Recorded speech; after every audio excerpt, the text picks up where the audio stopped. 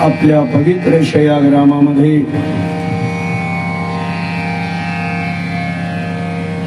हनुमंतरायाच्या मंदिराच्या सानिध्यात ज्याला जागृत काळामारुती म्हणत आहेत, त्यांच्या मंदिराच्या प्रणांगणामध्ये सर्व गावकऱ्यांनी होऊ घातलेला हा श्रीराम कथा तथा हरिनाम संकीर्तन सप्ताहाचं आयोजन. सप्ताह विधीमधील 6व्या दिवशीच्या पहिल्या सत्राला प्रारंभ होतो. तत्पूर्वी सर्वप्रथम श्रोतारूपी भगवंतांना माझा साष्टांग प्रणिपात. भगवान शिवजी म्हणतात, देवी पार्वती, माझ्या भगवान परमात्म्याने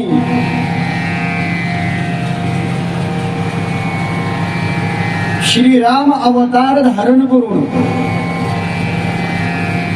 ज्या अनंत अशा प्रकारच्या लीला केल्या आहेत,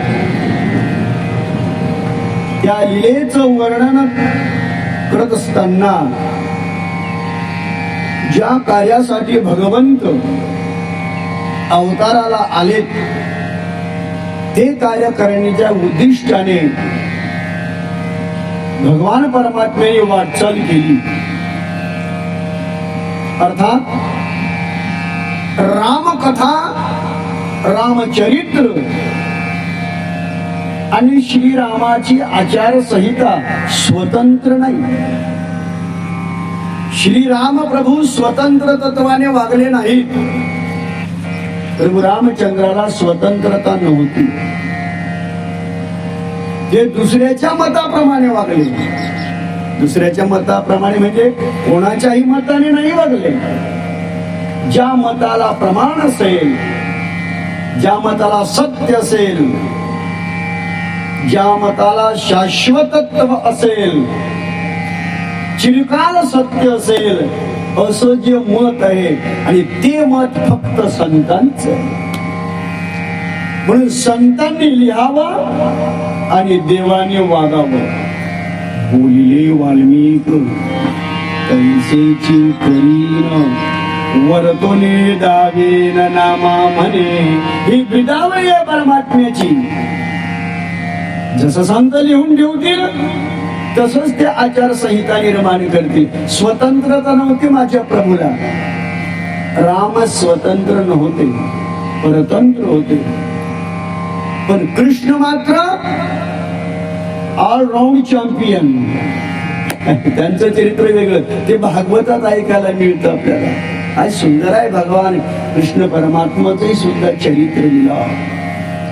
रामचरित्रामध्ये मर्यादा आहे, माणुसकीचं अस्तित्व आहे. त्याही कथेमध्ये आहे, पण कुठं कुठं भगवान कृष्ण परमात्म्याने ओव्हरटेक केलं. ओव्हरटेक चरित्र, त्याचं चिंतन त्या विषयामध्ये असतं. रामकथेमध्ये भगवंतांनी मर्यादेचं पालन केलं. एवढी मर्यादा की सख्या आईने नाही, सावत्र आईने वनात पाठवलं. ते सावत्र आईचं वचन पूर्ण करण्याकरता आणि बापाचंही सुद्धा वचन पूर्ण करण्याकरता माझ्या प्रभूने वनाच्या दिशेने वाटचाल केली. ते चरित्र आपण ऐकलं. आणि आपण विराम घेतला की भगवान परमात्मा चित्रकूट पर्वतावर जाऊन थांबले, तिथे मुक्काम करतात. पहिला मुक्कार शृंगवेरपूर, भगवान परमात्म्याच्या कोल भिलाच्या सानिध्यामध्ये, भील लोकांच्या सानिध्यामध्ये. त्या भील लोकांचं, आदिवासी लोकांचं कल्याण करायचं होतं माझ्या प्रभूला, म्हणून त्यांच्या संगतीमध्ये थांबले. आणि त्यांची श्रीरामाची व्यवस्था, त्यांनी श्रीरामाची व्यवस्था केली. मोठे मोठे झाड आहेत, वृक्ष आहेत, त्या झाडाखाली परमात्म्याला झोपावं लागलं. राजवैभव असताना सुद्धा रामाला या तत्वाने वागावं लागलं. मोठ्या मोठ्या झाडांचे मोठे मोठे पानं तोडून त्यांचं अंथरूण तयार केलं. रेशमाच्या गादीवर झोपणारे राम, रामाने त्या पानावरती झोपावं. सीतामाईनेही सुद्धा त्या पानावरती झोपावं. लक्ष्मणाने आणि केवटाने रात्रभर जागावं, शेवावं ते लक्ष्मण. केवट सोबतीला होते, पहिली रात्र होती. रात्रभर यांनी जागर करावा, चर्चा करावी आणि राम सीतेला सुंदर अशा प्रकारची गाढ निद्रा लागावी. आश्चर्य करत होते लक्ष्मणजी. राम राजा होणार असताना राजवैभवामध्ये राहणारे आणि सुकुमार, राम कसे आहेत? सुकुमार. एवढे नाजूक होते राम, एवढे नाजूक होते की जसे आता काही मुलं नाजूक असतात ना, थोडं जरी इकडचं तिकडचं पाणी पिण्यामध्ये आलं किंवा हवा जरी बदलली तरी सुद्धा त्यांच्या शरीरावर परिणाम होतो. त्याला म्हणतात नाजूक. ऊनही सहन होत नाही, थंडी सहन होत नाही आणि पाणी सहन होत नाही. शरीर एवढं कोमल असतं. प्रभू रामचंद्रांचं शरीर किती कोमल होतं. देवी लक्ष्मी भगवान महाविष्णूचे पाय चेपत असते सदा सर्व काळ. भगवान विष्णूने शेषावर शयन करावं आणि देवी लक्ष्मीने पाय चेपावे. किती कोमल आहे परमात्मा. भगवान परमात्मा किती कोमल आहे. देवी लक्ष्मी किती कोमल आहे. हे कमळाच्या फुलावरती जिचं प्रागट्य आहे, जी कमळाच्या फुला, आता कमळाचं फुल किती कोमल आहे. गुलाबाचं फुल जर घेतलं आपण तर त्याचे थोडी जरी हलवी केली तर ते पाकळ्या पडतात गुलाबाच्या. आणि कमळाचं त्याच्यापेक्षा कोमल, कमळाचं त्याच्यापेक्षा कोमल. आणि अशा कमळाच्या फुलावर जी लक्ष्मी आपलं अस्तित्व निर्माण करते, वास्तव्य तिचं कमळाच्या फुला, म्हणून तिला कमलेश्वरी असं म्हणतात. किती कोमल मऊ आणि मऊ असणारी, मऊ अंग असणार ज्या लक्ष्मीने भगवंताच्या चरणाची सेवा करावी, पाय दाबावे. परिणाम काय व्हायचा. लक्ष्मीने भगवान विष्णूचे पाय दाबले की त्या हाताचे ठसे उमटायचे. इतका परमात्मा मऊ कोमल. हाताने दाबले की त्याच्या असे बोट उमटायचे पायावर, म्हणजे थोडे थोडे गड्डे पडायचे. इतका कोमल परमात्मा. लक्ष्मीने पाहिलं, अरे मी किती कठीण आहे. म्हणजे माझ्या हाताने पाय दाबले तर विष्णूच्या पायावर गड्डे पडतायत. लक्ष्मीपेक्षाही परमात्मा कोमल आहे. म्हणून लक्ष्मीने त्या दिवसापासून हाताने स्पर्श नाही केला पायाला, असं वर्णन आहे. मग ती फक्त असे हात फिरवत होती भगवंताच्या पायावर. असे हात फिरवायची आणि नुसते हात फिरवले की भगवंताला आनंद वाटायचा, गाढ निद्रा लागायची.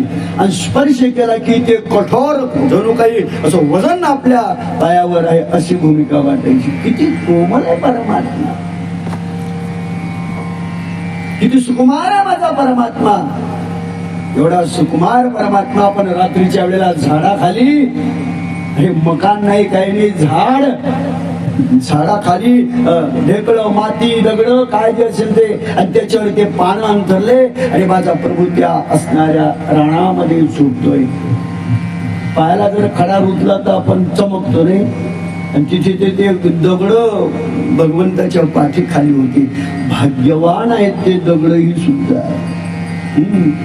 भाग्यवान ते दगड गोटे सुद्धा की ज्याच्यावर भगवंताचे चरण पडतात, ज्याच्यावर भगवान परमात्म्याचं सर्व अंग, म्हणजे अशा प्रकारचं. संताचे अंग लगे ज्ञानोबाराने सांगा, पापाती जिल्ली गंगे तैसे संत संगे सुचित्त कैचे. संतांच्या संगतीमध्ये गेल्यानंतर सर्व शुचीच आहे, पवित्रच आहे. देव संतांच्या सोबत होते, राम संतांच्या सोबत होते. कोण संत? लक्ष्मणजी हे संत होते. लक्ष्मण भाऊ जरी होते तरी त्यांच्या अंतःकरणामध्ये रामाविषयी भक्ती होती, विश्वास होता, निष्ठा होती, म्हणून ते संत ठरले. त्यांचं लक्ष आणि मन भगवंताच्या चरणावर स्थिर होतं, म्हणून नाव लक्ष्मण.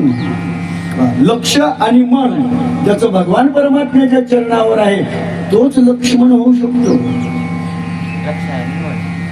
ज्याचं लक्ष संसारात नाही, पत्नीला सोबत येऊ दिलं नाही, काय दीर्घ सूत्री होते लक्ष्मण. मी सेवा करण्याकरता चाललो तर ही सोबत असल्यावर मला हिच्याकडे लक्ष द्यावं लागेल, माझ्या प्रभूच्या सेवेला मी वंचित होईल. प्रभू सेवा जीवनातून नाही निघून गेली पाहिजे. अरे सेवा तर सहजासहजी प्राप्त होत नाही, पुण्य प्राप्त करावं लागतं, तेव्हा कुठे सेवा मिळते. अनंत जन्माचे सुकृत पदरी त्याची मुखी हरी पैठाव. अनंत जन्माचं सुकृत असेल तर संत सेवा आणि परमात्म्याचं चिंतन घडेल. चित्रकूट पर्वताच्या सानिध्यामध्ये भगवान परमात्मा विश्राम करतात. दुसरा दिवस उजाडतो. ठरल्याप्रमाणे परमात्माचा नियम होता. उठल्यानंतर ते असणाऱ्या आपल्या मातेला मनामध्ये स्मरण करतात, पित्याला मनामध्ये स्मरण करतात, गुरुला मनामध्ये स्मरण करतात. कारण आता त्यांच्यापासून दूर आहेत ना, मग मनाने चिंतन करतात.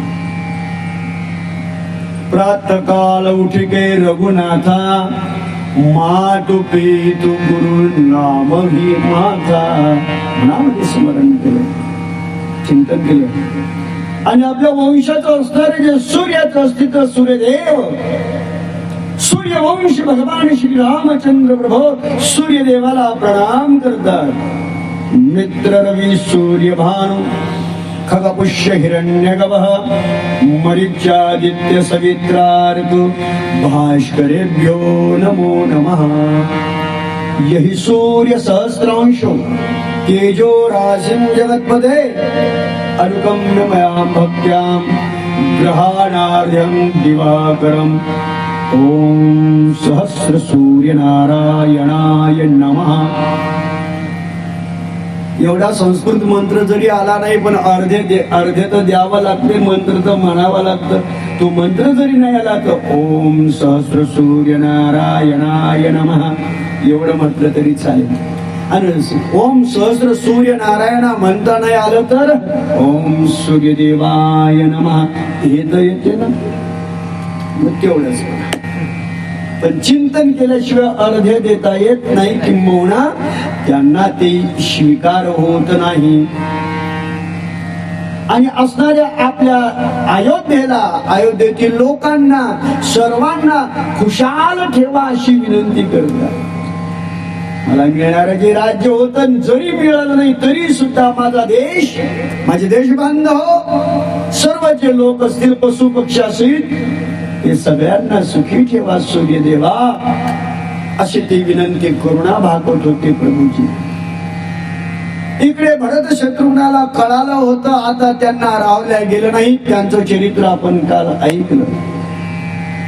रामाला परत आणण्याकरता रथ सज्ज केले, 3 म्याने तयार केले. कौशल्या माता, सुमित्रा माता, कैकेयी माते करता लोकांनी.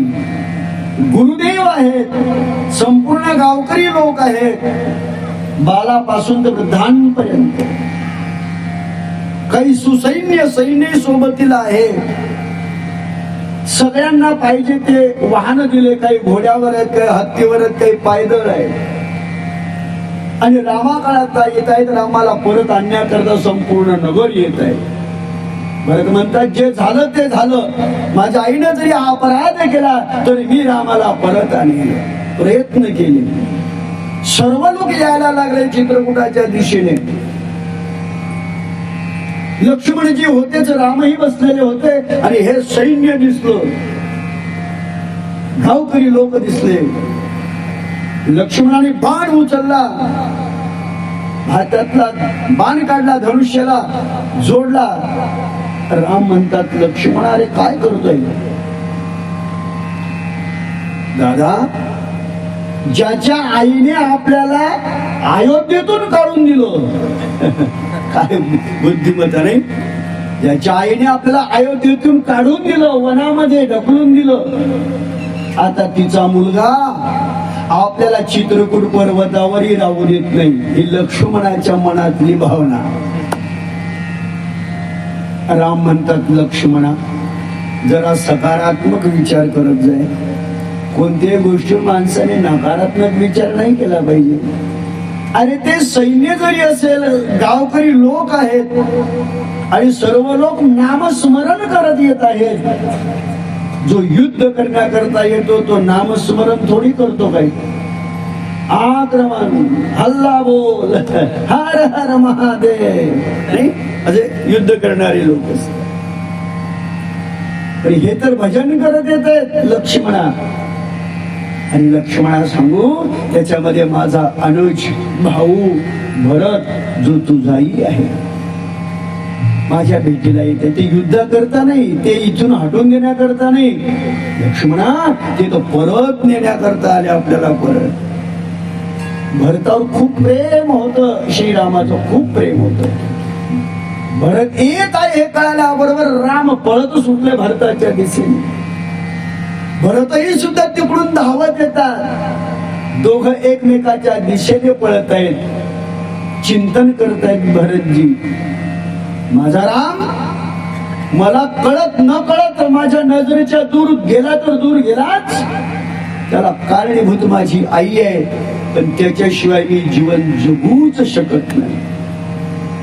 कसा मला टाकून गेला राम, कसा मला टाकून गेला राम, कसा मला टाकून गेला राम, कसा मला टाकून गेला राम.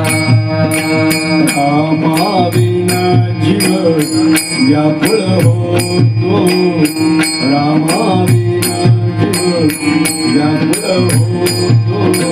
सुचत नाही काम, कसा मला टाकून गेला राम, कसा मला टाकून गेला राम, कसा मला टाकून गेला राम, कसा मला टाकून गेला राम. माझा परमात्मा मला टाकून जातोय, सोडलंय मला माझ्या प्रभूनी. ज्या दिवशी परमात्मा इतरांना सोडतात त्या दिवशी त्यांची काय अवस्था होते हे फक्त लक्ष्मणालाच माहिती आहे. रडत रडत येत होते. रामही सुद्धा धावत जातात, एकमेकाला पाहतात. रामाने बाहू पसरल्या, भरतानेही बाहू पसरल्या आणि एकमेकाला आलिंगन देतात. काय त्या आलिंगनाचं अनन्य साधारण महत्व असेल. आज रामाने संतांना आलिंगन दिलं. आलिंगने संतांची या दिव्य झाली माझी काया, मस्तक हे पाया वरी त्यांच्या ठेविता. आज फिटले माझे कोडे, बहुत जन्माचे साकडे, कोंधाटले पुढे परब्रह्म सावळे. परमात्मा ज्यांच्या सानिध्यामध्ये आहे. गुरुदेव वशिष्ठ महाराज त्या ठिकाणी आले. सर्व गावकरी जे सेना वगैरे सगळे आलेत आणि तिथे चित्रकूट पर्वतावर उपस्थित झाले. मेण्यामधून जे मेणे आणले होते त्यामधून कौशल्या माता, सुमित्रा माता, कैकेयी माता त्याही बाहेर आल्यात. सर्व लोक आणि भरतही आहेत. चरणावर लोटांगण घातलं प्रभूच्या. सर्व त्या ठिकाणी उपस्थित आहे. पण रामाला परत घरी चला असं म्हणाची कोणाची ताकद होत नव्हती. 1-2 नाही 7 दिवस पर्यंत चित्रकूट पर्वतावर ते सर्व लोक थांबले. तिथे असणारे जे काही आदिवासी लोक आहेत त्यांची राहण्याची व्यवस्था, फळ फ्रूट आणि अशा प्रकारचे कंदमूळ ते आणायचे आणि सगळ्याला खाला प्याला द्यायचे. तो आनंद निर्माण करत होते आणि त्या आनंदाचं यथार्थ अस्तित्व असं राहू द्या आवाज आता. आता याला काही कमी जास्त करू नका. 6व्या दिवशी लागला बाबा कसा.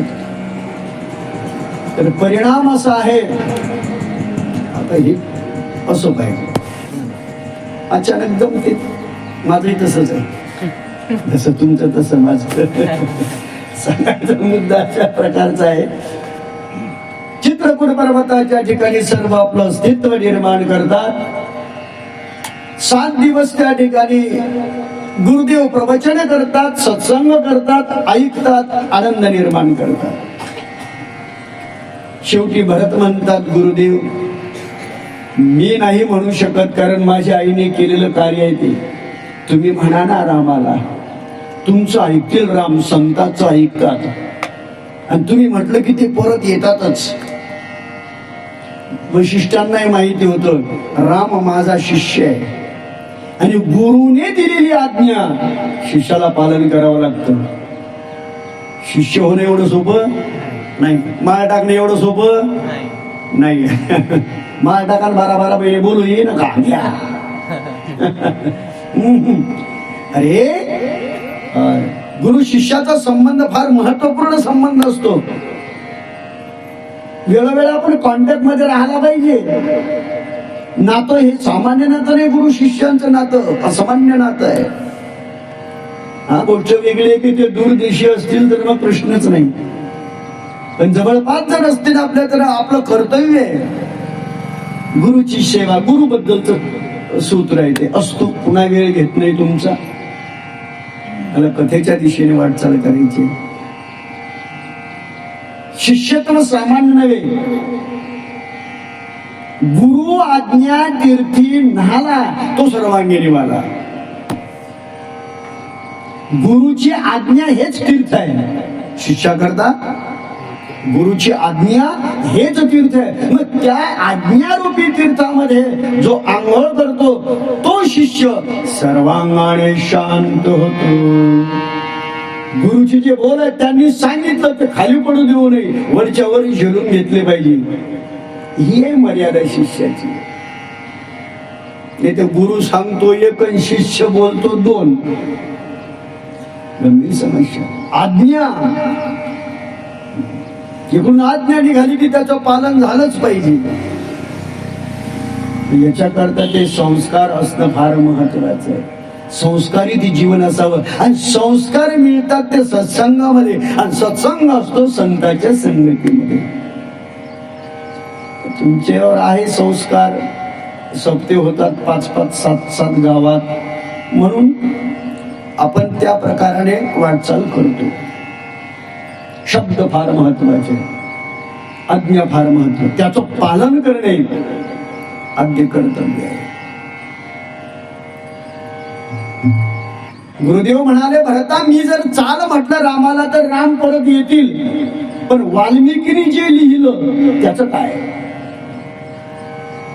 जे वाल्मिकीने लिहिलं तेच आपल्याला करावं लागणार. मीही सुद्धा म्हणू शकत नाही रामाला घरी परत चला म्हणून. भरता हे तुझंच काम आहे.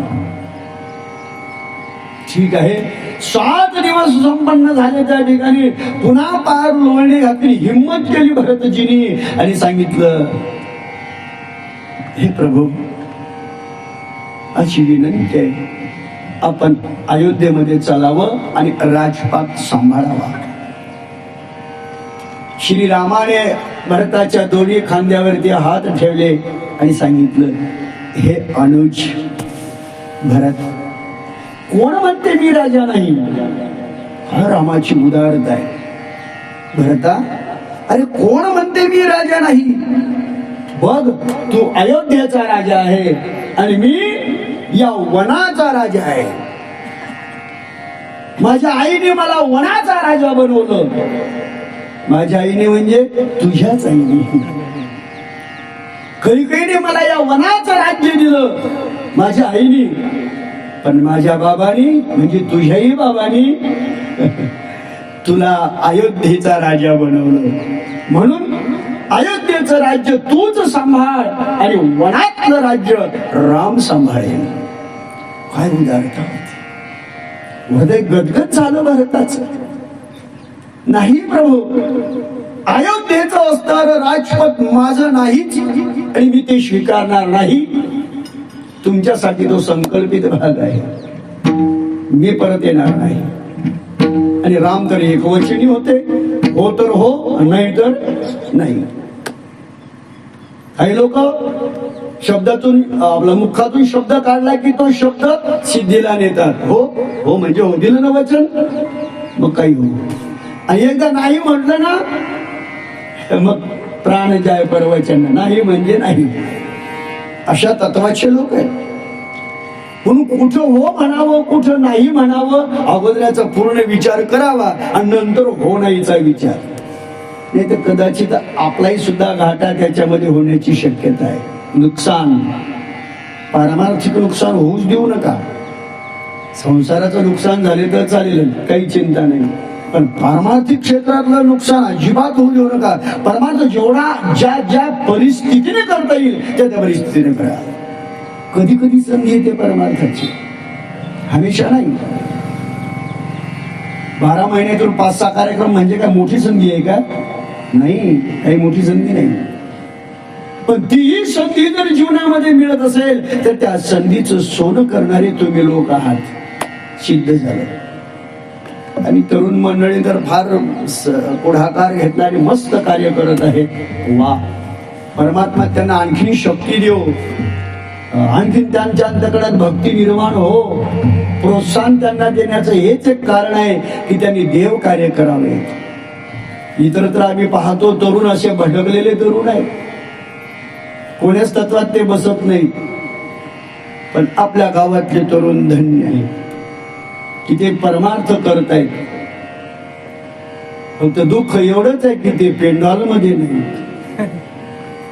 एवढंच दुःख, दुसरं काही नाही. पण ते बाकीचं बाहेरचं कार्य करत असतील, करू द्या, काय करतात हरकत नाही. आनंद वाटला मला. हनुमंतरायाच्या मंदिरात गावातल्या बरेच वर्षानंतर गेलो मी. आता बरेच वर्ष झाले मला मंदिरात जायला. कीर्तनाला येत होतो अगोदर तुमच्या कारकिर्दीत.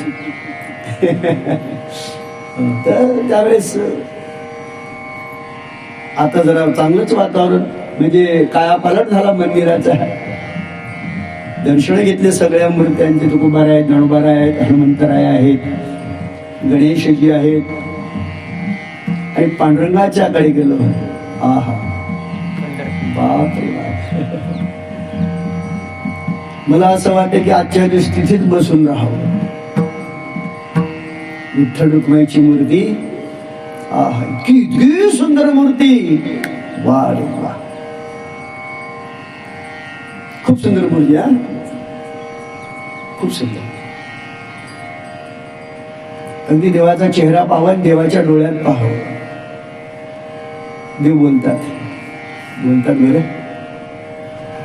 काय ते, काय त्या मूर्तीचं अस्तित्व. जर असं स्थिर उभं राहून मूर्तीकडे बघा, स्थिर उभं राहून बघा त्या मूर्तीकडे, बोलते मूर्ती. खूप आनंद, असा आनंद, गदगद अंतकरण झालं. वा, अनंत रूपे अनंत वेसे देखिले म्यात्यासी, देखिले म्यात्यासी. अपर कुमादेवीवरू, अपर कुमादेवीवरू कोण पानली पैसी. देखिला देखिला मैना रे वाचली, आपीला संग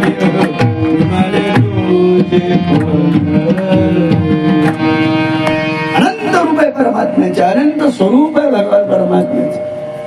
खूप सुंदर मूर्ती. आनंद वाटला, समाधान वाटलं.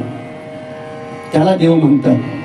जे पाहिल्यानंतर समाधान वाटत असेल त्यांच्याकडे पाहिलं की आनंद होतो. तो देव असो, पुरुष असो, स्त्री असो, बालक असो, एखादा वृक्ष असो, एखादं फुल असो, कोणता पदार्थ असो, त्याच्याकडे पाहिलं की माणसाला जर समाधान होत असेल तर समजून जावं इथे देवाचं अस्तित्व आहे. देव त्या रूपाने त्या ठिकाणी तो नटलेला आहे. भगवान परमात्म्याचं अस्तित्व सांगितलं प्रभूने. मी तर येऊ शकणार नाही, परंतु भरता माझ्या पादुका घेऊन या, चरण पादुका. स्थापन करा आणि राज्य चालवा. भरताने ही प्रसादी मिळाली समजलं, पण सांगितलं, प्रभो मी या पादुका अयोध्येपर्यंत पोस्ट करेल, पादुका स्थापन करेल, पण अयोध्येत राहणार नाही जिथे माझा राम नाही. काय भरताची उक्ती आहे, जिथे माझा राम नाही तिथे मी कसा आराम करणार. मी शत्रुघ्नाला ते सोपवून देईल. हट्टी होते भरतही, ठीक आहे, जशी तुझी इच्छा. आपल्या आईला प्रणाम केला, कैकेयी मातेला. रामाने कैकेयी मातेला प्रणाम केला, पण तिने खाली मान घातली. रामाकडे पाहण्याची शक्ती तिच्या डोळ्यात नव्हती, कारण हे कारस्थान आपणच केलं. पश्चाताप झाला होता कैकेयीला, पण काय करणार, काही एक बोलली नाही, रामही बोलले नाही. सुमित्रा मातेला प्रणाम केला, नंतर कौशल्या मातेला प्रणाम केला. तिघी मातांचं हृदय दाटून आलं, भरून आलं. मौन धारण केलं, त्यांनी बोलत नव्हत्या, पण अश्रू डोळ्यातून वाहत होते, अश्रू बोलत होते. सुखाचे अश्रू थंड असतात आणि दुःखाचे अश्रू गरम असतात. अनुभव घ्या. ज्यावेळेस तुम्हाला दुःख होतं, दुःखाच्या वेळेस तुम्ही रडताना आसू गरम निघतात डोळ्यातून, आणि खुश असता तुम्ही, आनंदित असता, प्रसन्न असता, आणि त्यावेळेस डोळ्यातून जे आसू निघतात ना ते थंड असतात. हे सूत्र आहे, देवाला अनुभवायचं सूत्र आहे. देवाला पाहुणे सुद्धा कधी कधी रडायला येतं, काय रे पांडुरंगा, कसं सुद्धा तुझं स्वरूप आहे. गाई नाचे पुढे आपुलिया छंदे, मनाच्या आनंदे आवडीने. तो नाचतो काय, तो गातो काय, तो उड्या मारतो काय, तो हसतो काय, तो रडतो काय. देवाला पाहिल्यानंतर कंठी प्रेम दाटे, नैनी नीर लोटे, हृदयी प्रगटे, राम रूप कृष्ण. हे ते आसव थंड असतात, दुःखाचे आसव गरम असतात. आपल्या डोळ्यातून नेहमी आसव पडतात, नेहमी, पण कोणते, थंड की गरम. गरम दुःखाचे अश्रू, दुःखाश्रूने आपण व्यतीत झालेलो आहोत. कधीतरी डोळ्यामधून थंड आसव गाळण्याची कोशिश करा, कधीतरी अशा प्रकारचं समाधान मिळेल, अशा प्रकारचं स्थिती निर्माण करा. भगवान परमात्म्याला सगळ्यांनी प्रणाम केला, आणि आता वशिष्ठ म्हणतात, राम आम्हाला आज्ञा द्या. गुरुदेव मला तुम्ही आज्ञा द्या, आणि तुम्ही मला शक्ती द्या, ताकद द्या, की मी हा वनवास पूर्ण करून परत अयोध्येला येईन. तथास्तु. गुरुचा आशीर्वाद घेतला, सर्वच्या सर्व परतीने जायला लागले, पण माग ओळून ओळून पाहत होते. प्रभू दिसेनासे झाले. दूर गेल्यानंतर चित्रकूट पर्वताच्या सानिध्यामध्ये असणारी जी मंदाकिनी नदी, दूर गेले. वार्ता कळाली. नंतर भगवंतानी तिथे आपल्या पित्याचे पिंडदान, श्राद्ध वगैरे तिथे केलं. चित्रकूट पर्वताच्या सानिध्यामध्ये जिथे जिथे गंगेचा संबंध आला, तिथे तिथे त्यांनी आपल्या पूर्वजांचं स्मरण केलं. अर्ध्य, पिंडदान, आदी आदी. आपणही तीर्थाला जर गेलो जीवनामध्ये, तर चुकू नका ह्या गोष्टी. जरी त्यांची तिथी नसेल, जरी त्यांचा दिवस नसेल पितरांचा, तरी सुद्धा आपण जर तीर्थाला गेलो तर तिथे त्यांच्या नावाने दान, धर्म, तर्पण, पिंडदान करत राहा. म्हणजे आपल्या पितरांना संतुष्टता मिळते, पुष्टता मिळते, आणि ते आपल्याला आशीर्वाद देत असतात. पितृपक्षामध्ये तर त्यांचं केलंच पाहिजे, पण पितृपक्ष नसतानाही सुद्धा तीर्थाच्या ठिकाणी जर आपण गेलो, योग आला, तर तिथेही सुद्धा तर्पण, अर्ध्यदान वगैरे द्यायला पाहिजे, दान धर्म करायला पाहिजे. सुखी होतात ते, मग आशीर्वाद करतात. तुका म्हणे पितृ आशीर्वाद देती आणि कल्याण इच्छिती व्हावेत या. आपलं कल्याण व्हावं अशी ती इच्छा करतात. म्हणून हे तत्व आहे. आणि याच्यासाठी दान धर्म आहे. सप्ताह जो होतो हा कशासाठी होतो? तुमच्याही पदरामध्ये काहीतरी पडावं एवढ्या करता इथे दान धर्म केल्या जाते. आणि संसारात अनेक संकट आले तर अनेक संकटामध्ये मनुष्य तोंड देतो. इकडून तिकडून उसनवारी करून का होईना परंतु तो पैसा भरतो. सप्त्यामध्ये वर्गणी देणं म्हणजे काय त्याच्यापेक्षा जास्त आहे का? नाही. सप्त्यात वर्गणी देणं किंवा सप्त्यामध्ये काही दान धर्म करणं हा फार सोपा आहे. इथे जर आपण पाहिजे ते आपल्याला ऐपतीला जाणून जर दान धर्म केला नाही तर मग तिथे डॉक्टरांची लिस्ट निघते. मग तिथे होई म्हणता येत नाही, नाही म्हणता येत नाही. बिल काढतात. हे बिल एवढं बिल माणूस जिता पाहिजे असेल तर एवढं बिल. डॉक्टरला ना म्हणता येत नाही. कसंही करा आणून द्या. नाही तर अकोल्यात आमच्या तर असं प्रसंग आहे की बिल भरल्याशिवाय पेशंटच देत नाही. मेला तरी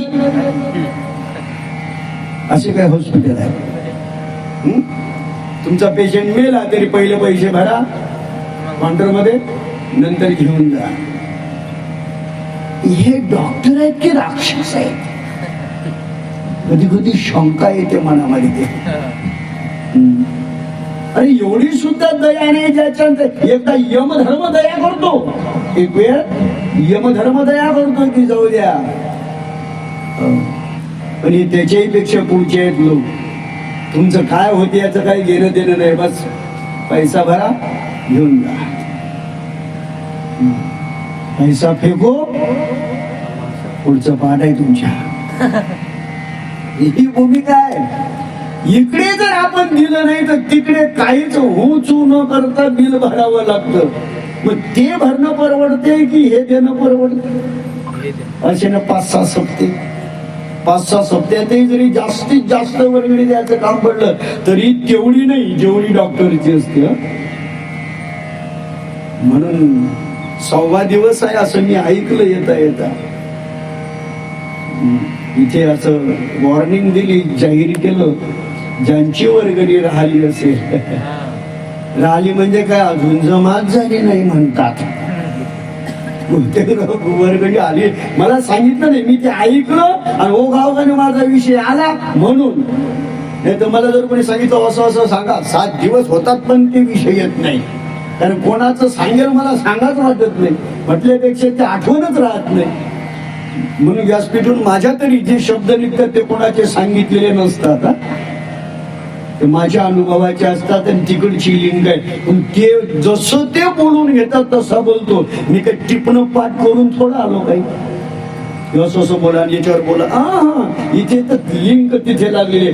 तो जसं बोलावून घेईन तसं बोलायचं आहे. हे सुद्धा आहे सज्जनो. म्हणून आपल्याला इथे देणं फार महत्वाचं आहे. इथे दिल्या गेलं तर वाया जात नाही. आणि त्यातल्या त्यात हा गरीब देव आहे.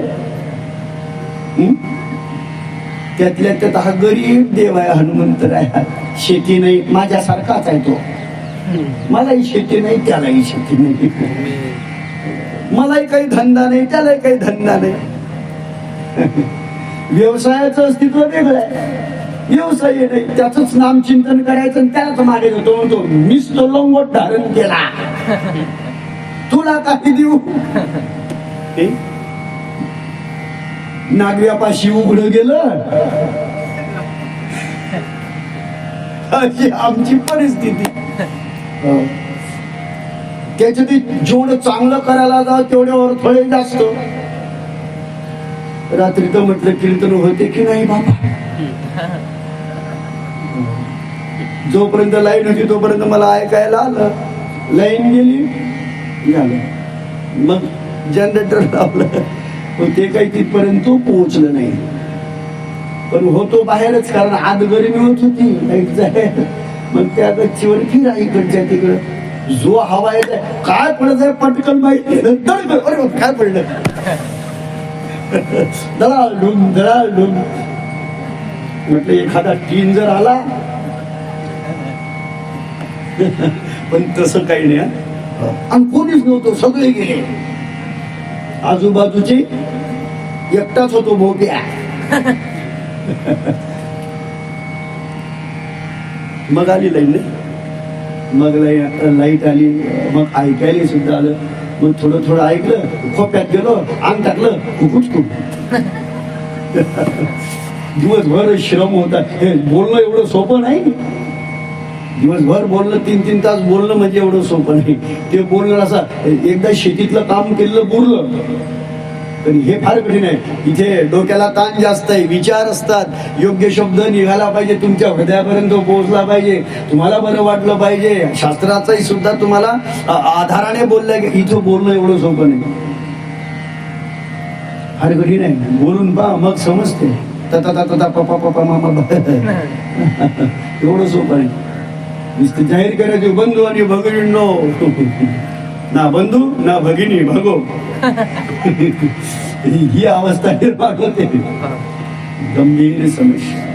तर मला एक सांगायचंय की इथे दिलेलं जे दान आहे, हे दान पावले गा सद्गुरु शांतिलिंगा, हे दान पावले गा आत्मया पांडुरंगा, हे दान पावले गा विश्व व्यापक अंतरंगा.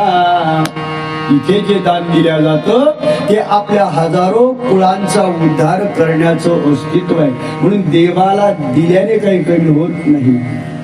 देत चला. भंडार आहे, अन्नदान आहे, हे सगळंच आहे याच्यामध्ये आलेलं. आणि हा सगळ्यांचाच कार्यक्रम आहे, हा काही वैयक्तिक कोणाचा नाही. म्हणून मला आठवलं, ते ऐकलं म्हणून सांगावं असं वाटलं. माझं काम संपलं सांगणं. आता देणं न देणं तुमचं काम. हनुमंताला मारुतीला म्हणतील तू का सांगितलं नाही, 6 दिवस झाले तरी. तो बुवा माझ्यावर रागावू नये म्हणून मी त्यांचा निरोप तुम्हाला सांगितला. माझं काम संपलं. मी तुझ्या वचनातून मुक्त झालो रे बाप्पा. आता देणारे तू, कसं घ्यायचं ते तू घे. त्याला माहितीये कसं घ्यायचं असते त्या असतो. आपण प्रेमाने देत असतो, प्रेमाने करत असतो, तो विशिष्ट प्रकारचा आनंद आहे. घ्यायचा घ्यायचा. तुम्ही देत चला, तोही सुद्धा देत राहील. तुम्ही एका हाताने द्या, तो 1000 हाताने देईल.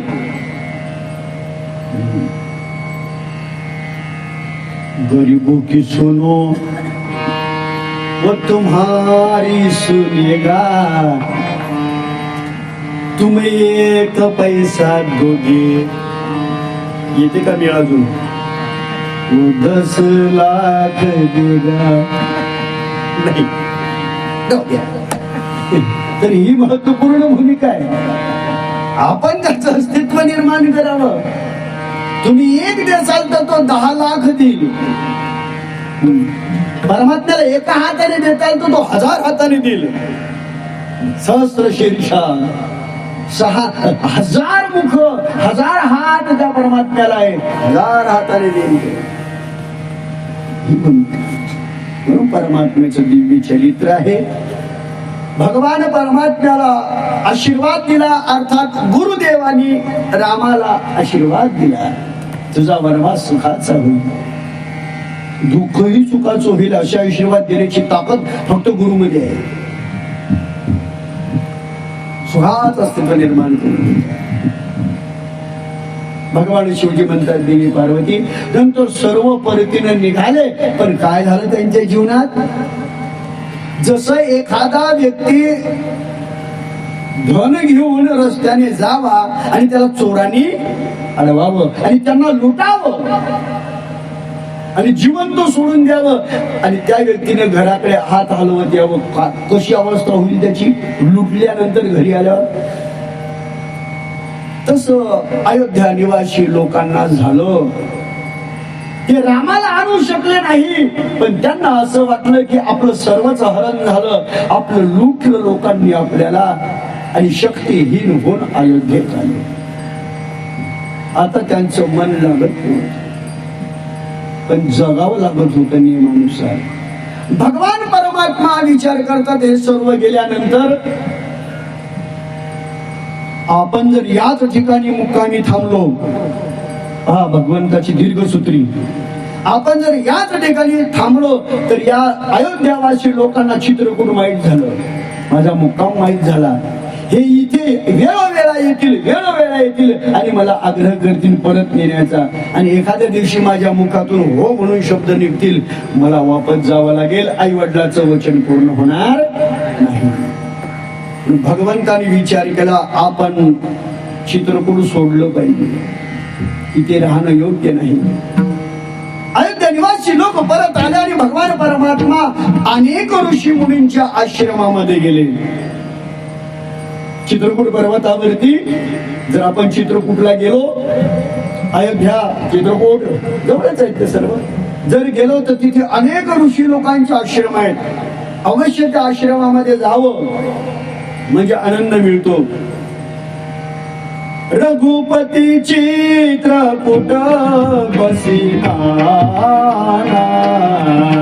चरित किये श्रुती सुधा समाना.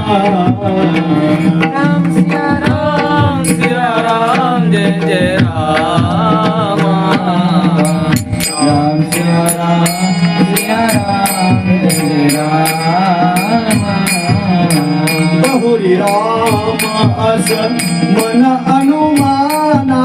राम सिया राम जय जय राम. होई ढेर सबहि मोहि जाना. राम सिया राम जय जय राम. सकल मुनि नमन विदा कराई. राम सिया राम जय जय राम. सीता सहित चले गो भाई. राम सिया राम जय जय राम. आत्रि के आश्रम जब प्रभु गया,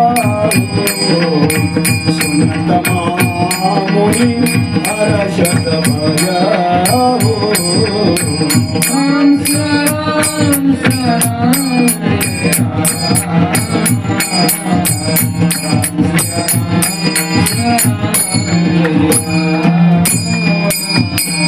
भगवान परमात्मा त्या पर्वताच्या सानिध्यामध्ये गमन करत असताना त्यांना एक सुंदर आश्रम दिसला, आणि तो आश्रम म्हणजे अत्रि ऋषीचा. अत्रि अनुसूया दोघही पती पत्नी एकत्रित असून ईश्वर आराधना करत होते, तपश्चर्या करत होते.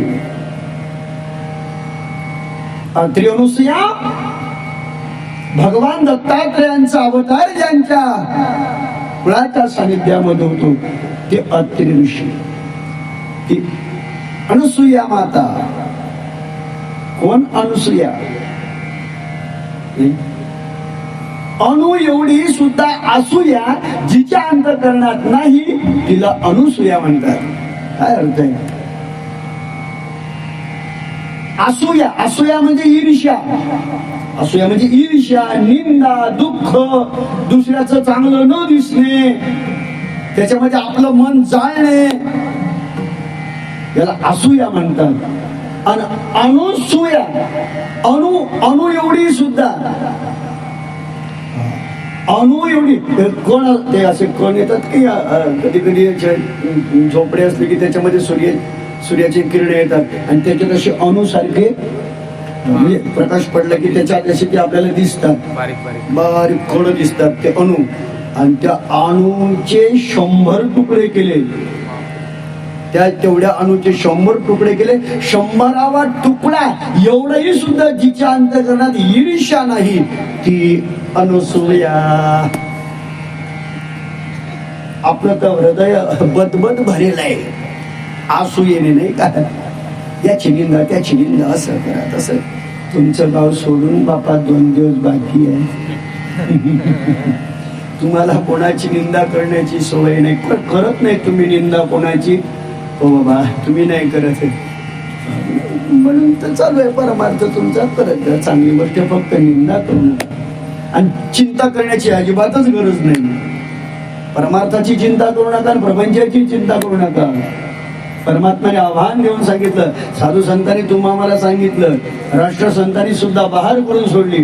मानवा का चिंता वारो, मानवा का चिंता वारो, मानवा का चिंता वारो, मानवा का चिंता वारो, मानवा का चिंता वारो, मानवा का चिंता वारो, मानवा का चिंता वारो, मानवा का चिंता वारो.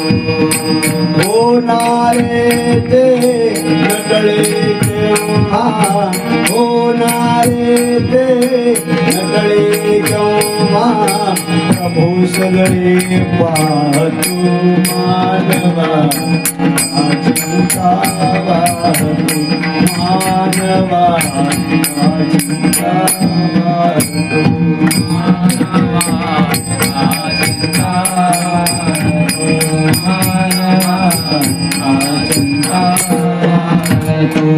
अरे माणसा चिंता का करतो, होणारे ते नचुके केव्हा.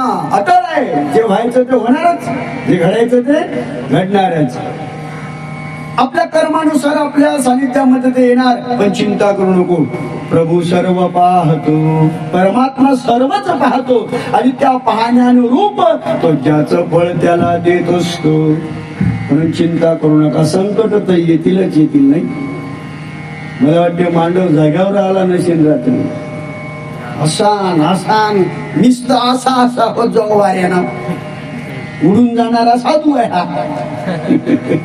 नाही तर मांडवाची काय अवस्था असेल. पट्ट्या सोडल्या होत्या का साईडच्या, साईड पट्ट्या सोडल्या होत्या म्हणून जमलं, नाही तर अलिपलायलाच होतं ना ते. म्हणून ती हवा खेळली, खेळती हवा राहिली की आनंद. काही चिंता करू नका. तो बाबा बसलेला आहे ना गदा घेऊन, मी दररोज सांगून राहिलो, तो सगळं करतोय. तो आपण फक्त धैर्य धारण करा.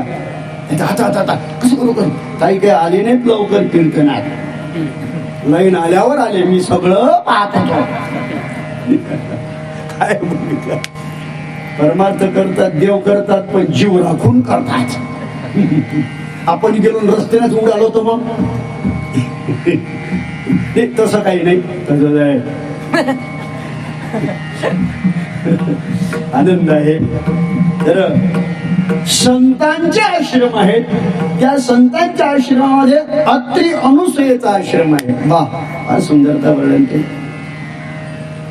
आणि अत्रीच्या आश्रमामध्ये गेल्यानंतर ऋषीवर अत्रींना एवढा आनंद झाला, परमात्म्याचं स्वागत केलं.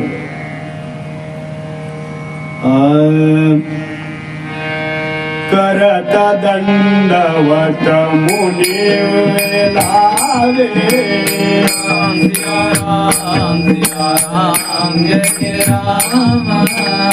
करता दंडवत मुनी उठाए,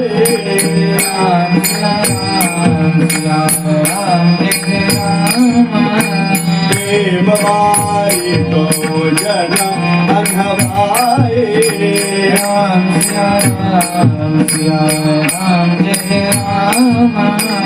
करे दंडवत मुनियुर लाए, राम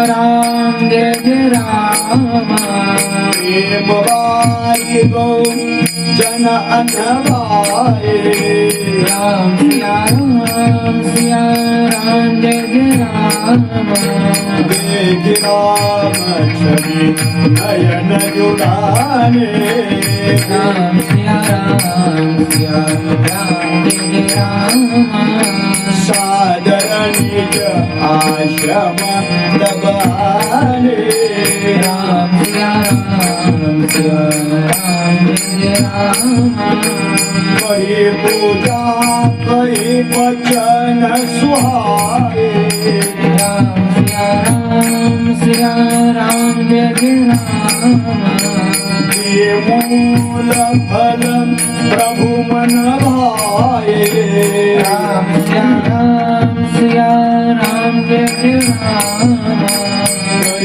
पूजा करे भजन सुहाए ये मूल फल प्रभु मन भाए राम जय राम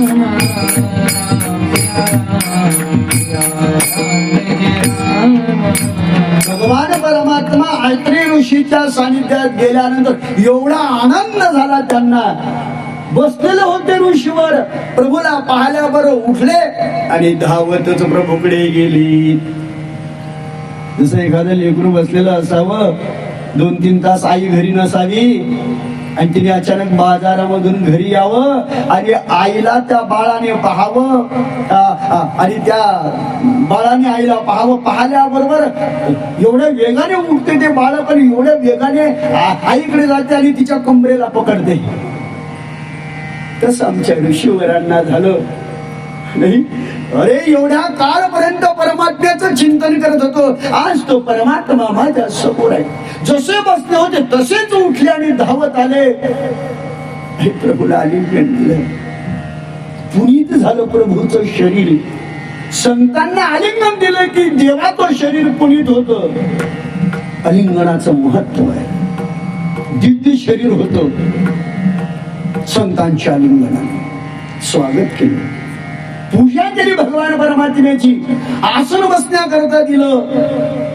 राम लक्ष्मण सीताजी कंदमूळ दिले, फळ फ्रूट दिले. प्रभूला स्वागत केलं परमात्म्याचं. जलपान झालं. चर्चा व्हायला लागली, पण त्या चर्चेच्या अगोदर असणाऱ्या अत्रि ऋषींनी भगवान परमात्म्याची स्तुती केली. काय सुंदर स्तुती वर्णन करतात बाबा गोस्वामी तुलसीदासजी.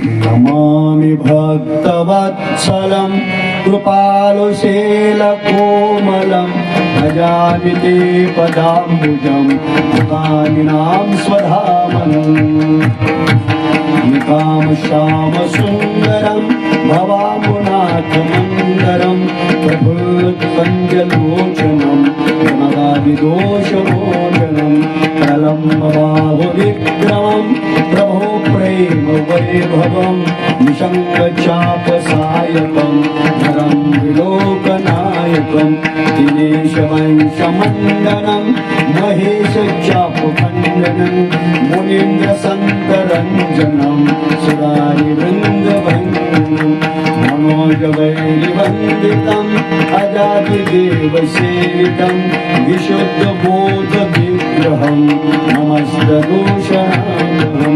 नमामीन्द्रियापतिं सुखाकरं सताङ्गतिं भजे सशक्तिसानुजं शचीपतिप्रियानुगं शचीपतिप्रियानुगं नमामि भक्तवत्सलम्.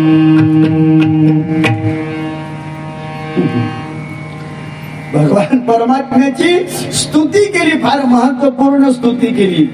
आणि त्या स्तुतीच्या योगाने भगवान परमात्मा प्रसन्न नाही, सुप्रसन्न म्हणजे अति प्रसन्न झाले. आणि भगवान परमात्म्या ठिकाणी आपली दिव्यता प्रदान करतात. भगवान शिव म्हणतात, हे राजकुमारी म्हणजे हे देवी पार्वती, जीवनाच्या सानिध्यामध्ये माणसाला परमार्थ करताना धैर्य धारण करावं लागतं. संसार करताना नाही, संकटामध्ये धैर्य धारण करावं लागतं. एक सांगू, आनंदामध्येही सुद्धा धैर्य धारण करावं लागतं. सध्याच्या परिस्थितीत अति आनंद जर झाला ना माणसाला, तर त्यांनी धैर्य गमावू नये. आनंद अति कधी कधी एवढा आनंद होते, एवढा आनंद होते की तो आनंद घेता घेता म्हणून जास्त आनंदही पचत नाही, तर जास्त दुःखही पचत नाही आपल्याला. आणि त्याच्यासाठी आपण ज्याला नाव दिलं त्या बिमारीला काय म्हणतो आपण? अहो चांगला बोलत होता ना, चांगला हसत होता ना, चांगलं चांगलं. आता तो म्हणतो मला भेटला ना रस्त्याने. मग झालं काय? आताची आता कुचकू गेली, गुचकी पडला गेला. अटॅक नाही, आपण त्याला अटॅक म्हणतो. जास्त आनंदही सहन होत नाही तर जास्त दुःखही सहन होत नाही. तशीच म्हणून राहिले लोक. काय चिंता करण्याची गरज नाही.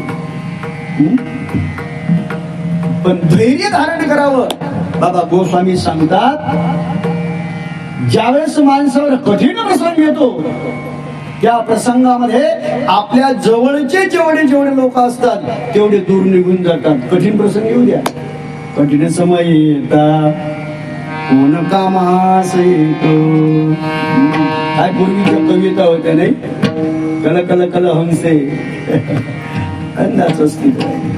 जर समय कठीण आला तर मात्र आपल्याला सोबतीला कोणी नाही.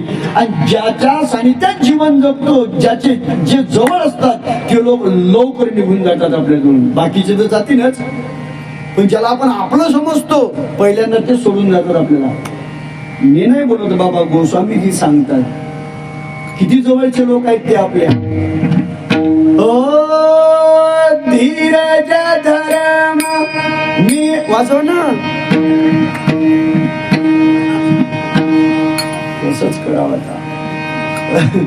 ओ धीरज धर्म मित्र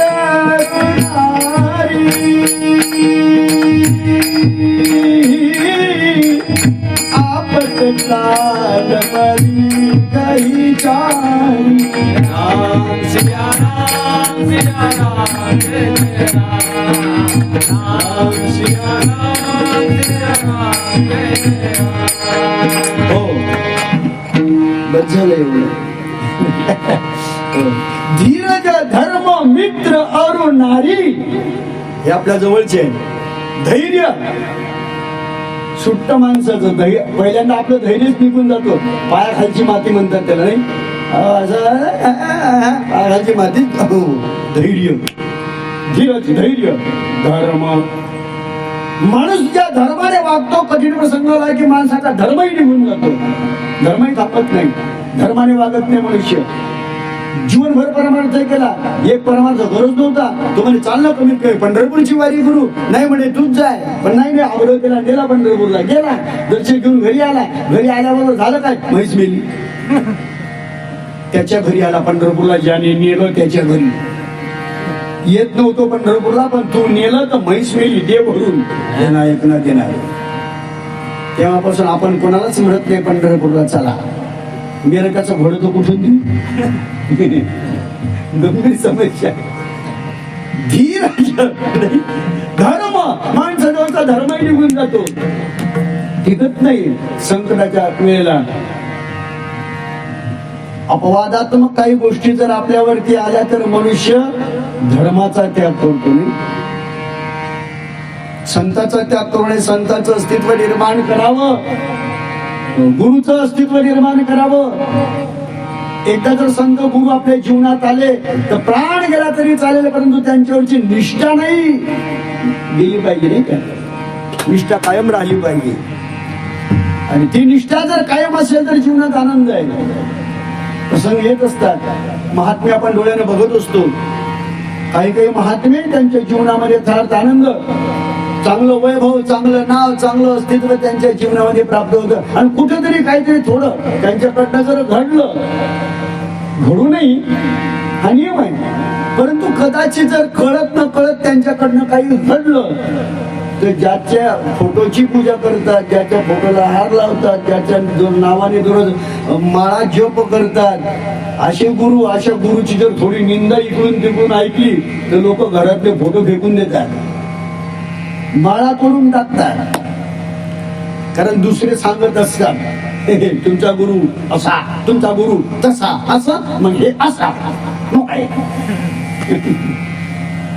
तसं घडतं, होत. तसं लोक धर्मापासून वंचित होतात. काही झालं तरी चालेल, परंतु धर्मापासून वंचित झालं नाही पाहिजे. गुरुनी केलं तो भोगेल, आपण कशाला विचार करायचं.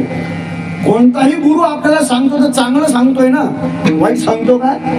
नाही सांगतो वाईट गुरु. आपल्याला आपलं चांगलं व्हावं हेच सांगत असतो. गुरुला एकच इच्छा असते, पण काहींना मात्र नसते त्यांचं वर्चस्व सहन होत रीत आहे जगाची.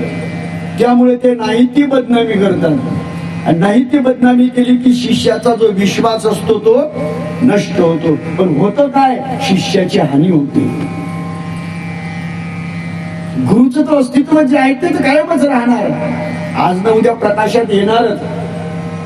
खोटं जे आहे ते खोटं डोळ्यासमोर येणार, खरं आहे ते खरंही डोळ्यासमोर येणारच आहे. म्हणून जरा वाटचाल करत असताना सावधगिरीने वाटचाल करा. लोक परमार्थ करत नाही, दुसऱ्याला करू देत नाहीत बरं. म्हणून सावधान राहून परमार्थ करा. ते शास्त्र सांगते धीरज धर्म. याप्रमाणे धर्म आपल्याजवळ निघून जात असतो, अविश्वास निर्माण होत असतो. मित्र अरुणारे. मित्र किती जवळचा असतो आपला मित्र. एका ताटात जेवतात, एक पान दोघं खातात, सगळंच काही अगदी एका तत्वाने. मित्र एवढे जीवलग असतात, ते जीवाच्या लगात जीवलग. पण संकटात मित्र ही सुद्धा दूर जातो. धैर्य, धर्म, मित्र. आणि चौथी वस्तू आहे नारी. नारी म्हणजे स्त्री, स्त्री म्हणजे पत्नी. किती जवळची आहे पत्नी? सगळ्यापेक्षा पत्नी जास्त जवळची आहे. तुकोबाराय म्हणतात शेजेची कामिनी दूर राही. जी पत्नी सदा सर्व काळ आपल्या संगतीने राहते, पण ती पत्नी ही सुद्धा जर कठीण समय आला तर आपल्या जवळ येत नाही, हवाय लागू देत नाही. मी जर खोटं बोलत असेल तर कोरोनाले बोलवा. कोरोना त्याला विचारा, कोरोनाले त्याला बोलवा तुमच्याकडे, मला ये आमच्या घरी कोरोना, आणि त्याला विचारा. अहो कोरोना कालामध्ये पत्नी सगळ्याचेच अनुभव आहेत, सगळ्यांचेच अनुभव आहे. कोणी सुटलं नाही. कोरोना शिकवून गेला, आपल्याला शिकवून गेला. ताट जर वाढायचं असलं तर ती ताट वाढवून देत होती, पण त्याच्या खोलीत टाकतो आणि ताट असं आणि तोच धुई. कोरोनाने सगळ्यांना सांगितलं की बायको किती प्रेम करते. शस्त्राने सांगितलं, संतांनी सांगितलं, ऐकलं नाही. कोरोनाने सांगितलं, पटापट ऐकलं लोकांनी. काय भूमिका? जेवढे लोक आपल्या जवळचे असतात ते आपल्यापासून दूर जातात. शिकवलं कोरोना. काही खरंच कोरोनाने मेले, काही धाकानं मेले, काही कोरोनाच्या धाकाने डॉक्टरकडे गेले की हा तुमची टेस्ट झाली, तुम्ही पॉझिटिव्ह. हा काय का पॉझिटिव्ह म्हटल्याबरोबर गेले. आईला फक्त कोरोना आहे असं म्हटलं की गेले. काय लोक धाकी पडले, आणि त्याच्यात मेले ते तरुणच जास्त गेले रे, जास्त तरुण. कारण उचलले त्याच्यात ते कागदात घातला की तिकडे नेला की काढला किडन्या. हे अंदर की बात आहे. घडलं अकोल्यात, पकडले डॉक्टर लोक. चांगले चांगले तरुण गेले, त्याच्या किडन्या काढणं, डोळे काढणं, अवयव विक्री, तस्करी सुरू झाली. कोरोनात मरणाऱ्याचे जे त्याला 2-2 लाख रुपये सुरू केले ना, तेव्हाची घटना आहे. ते बंद केले, लोक मरणं बंद झाले. काय भूमिका आहे? काही धाकाने गेले, काही मारले गेले, काही कोरोनाने गेले. आता लोक भीत नाही. आता त्याला म्हणजे कोरोना नाही, कोरोनाचा आजा त्याच्या सोबत आला तरी आता लोक भीत नाही. आणि खरंच नाही ना, काही लोकांनी ते ज्यांना कोरोना झाला त्याला उचलून त्या बेडवर टाकणे, त्यांना दवाखान्यात इकडे काहीच नाही, हातापायात मोचे नाही, काही नाही, तसेच त्याच्यासोबत त्यांना काहीच नाही झालं पाहिजे. ज्यांनी सेवा केली ती सेवा करणारे भेटतात आम्हाला महाराज. आम्ही तर तोंडालाही नाही मुस्क बांधलं आणि हाताला काही बस तसे त्यांची सेवा केली. ज्यांना आहे त्यांची सेवा केली. डॉक्टर आम्हाला म्हणत होते, आम्ही म्हणत तपासा आहे का नाही, म्हणून धीरज धैर्य मित्र अरुणारी.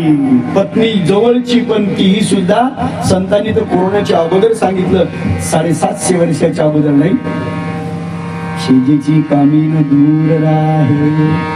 पण कुठं विश्वास आहे आपला? बाबा गोस्वामींनी सुद्धा सांगितलं, तुळशीदासांनी, हे 4 लोक आपल्यापासून लवकर दूर जातात.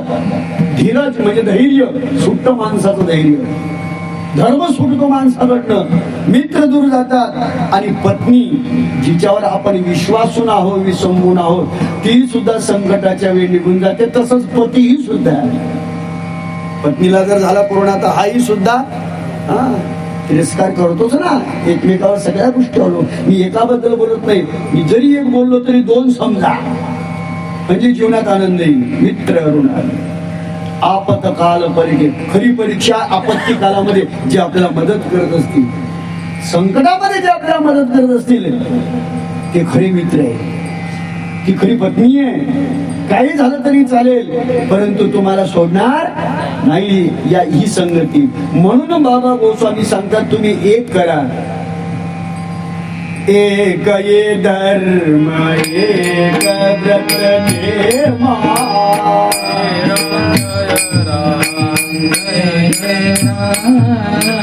काय वचन मन पते पद प्रेमा.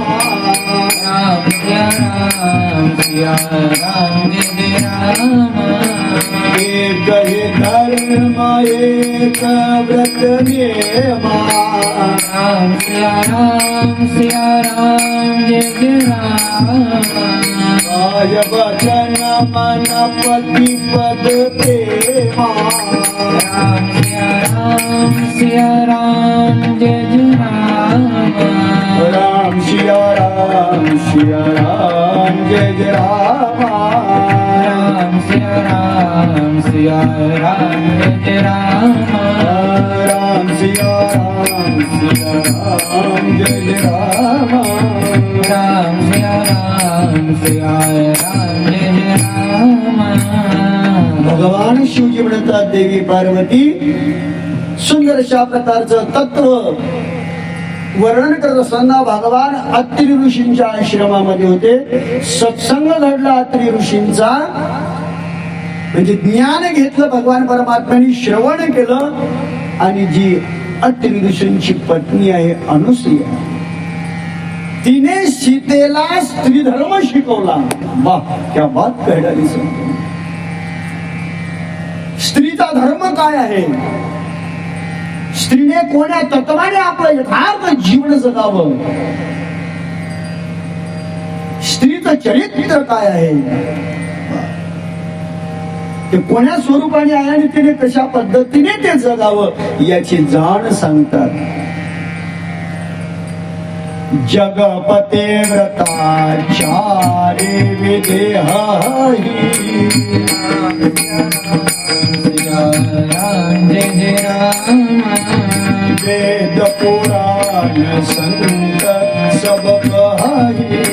राम सिया राम जय राम. उत्तम के अस बस मन माही. राम सिया राम जय राम. सपने हो आन पुरुष जगनाही. राम सिया राम जय राम. जगपति व्रताचारी विधि अहि. राम सिया राम जय राम. वेद पुराण संत सब कहे. राम सिया राम जय राम. राम सिया राम जय जय राम. राम सिया राम जय जय राम. राम सिया राम जय जय राम. राम सिया राम जय जय राम. स्त्रियांच्या पतिव्रताचं वर्णन या ठिकाणी अनुसया सांगते. तर अनुसयेने आपल्या पतीच्या जीवनामध्ये पतिव्रता धर्म पालन करून पती सोबत तपश्चर्या केली. आणि जिच्या सानिध्यामध्ये भगवान दत्तात्रय त्रिमूर्ती दत्त भगवान तिच्या उदरामध्ये प्रविष्ट झाले, जे जीवन धन्य करून सोडलं. म्हणून पतिव्रतेचा धर्म काय आहे, कोणाला पतिव्रता म्हणावं, स्त्रीचा धर्म काय आहे, ते या ठिकाणी बाबा गोस्वामींनी सुंदर शब्दामध्ये वर्णन करतात की 4 प्रकारच्या पतिव्रता आहे. बाकीचं अवांतर वर्णन आहे ते नाही करणार, वेळही नाही ते बाकीचं वर्णन करण्याकरता, आणि ते दृष्टांत सगळ्याला माहीतच आहे. पण जो गाभा मेन तत्व आहे ते सांगण्याची कोशिश करतो. वेद पुराण संत ज्यांनी ते गायलेलं आहे, आणि उत्तम श्रेणीची जी पतिव्रता आहे, अर्थात ती कोणती आणि कशी, तिला पतिव्रता म्हणावं की स्वप्नामध्येही सुद्धा तिच्या परपुरुष येत नाही. चांगलं आहे का? पतिव्रतेचं हे उत्तम स्वरूपाचं लक्षण आहे, उत्तम लक्षणाची पतिव्रता असली, जिच्या स्वप्नामध्येही सुद्धा दुसरा पुरुष येत नाही, तर जागृत अवस्थेत काय येणार आहे? ती महान पतिव्रता. पुरुषाचं अस्तित्व जी स्वप्नात कधीच बघत नाही, तर जागृत अवस्थेमध्ये तिला इतर पुरुषाचा संबंध तरी काय? उत्तम श्रेणीची पतिव्रता वर्णन केली. मध्यम परपति देखहि कैसे, राम सिया राम सिया राम जय राम, माता पिता पुत्र निज जैसे, राम सिया राम जय राम, राम सिया राम जय जय राम, राम सिया राम जय राम, राम सिया राम जय जय राम, राम सिया राम जय राम. कलियुगाचा धर्म किंवा कलियुगाचं अस्तित्व डोळ्यासमोर ठेवून बाबा गोस्वामीजी दुसऱ्या पतिव्रता स्त्रीचं वर्णन करतात. म्हणजे दुसरी श्रेणी, पहिली उत्तम, एका वाक्यात सांगून टाकलं त्यांनी, जे तुम्ही अगोदर ऐकलं ते उत्तम श्रेणी. द्वितीय श्रेणी म्हणजे मध्यम पतिव्रता स्त्री. कोणाला समजायचं? तर जी मध्यम श्रेणीची स्त्री आहे, तिच्या जीवनामध्ये परपुरुष येतात, येत नाही असं नाही, येतात, परंतु तिलाही सुद्धा पतिव्रतेचं सूत्र प्राप्त करून दिलं. कोण्या भावाने? बाबा गोस्वामी सांगतात, जरी परपुरुष तिच्या समोर आला तरी सुद्धा तिच्या अंतःकरणात कोणता भाव असावा? भ्राता पिता पुत्र निज जैसे. जर कोणी परपुरुष आपल्या सानिध्यामध्ये आला तर तिच्या मनात कोणती भावना पाहिजे? हा माझा भ्राता आहे, म्हणजे भाऊ आहे. त्या परपुरुषाशी तिचं कोणतं नातं पाहिजे? भावाचं नातं पाहिजे, सत्य तत्वाचं नातं. तो माझा भ्राता भाऊ आहे, त्याच्यापेक्षा वयस्कर असेल तर तो माझा पित्या समान आहे, भावा समान, पित्या समान. आणि जर लहान असेल तर तो आपल्या पुत्रा समान आहे. आई श्री आणि काय सुंदर तत्व वर्णन करतात कलियुगामध्ये. आपण त्या पुरुषांच्याकडे ज्यावेळेस या तत्वाने वाटचाल करतो तर तो भाऊ असावा, तो वडील असावा, तो पुत्र असावा, अशी भावना करून जर आपण त्याच्या सानिध्यामध्ये जीवन जगत गेलो तर त्या स्त्रीला दोष लागत नाही. ती पुरुषाच्या सानिध्यात वाटचाल करू शकते.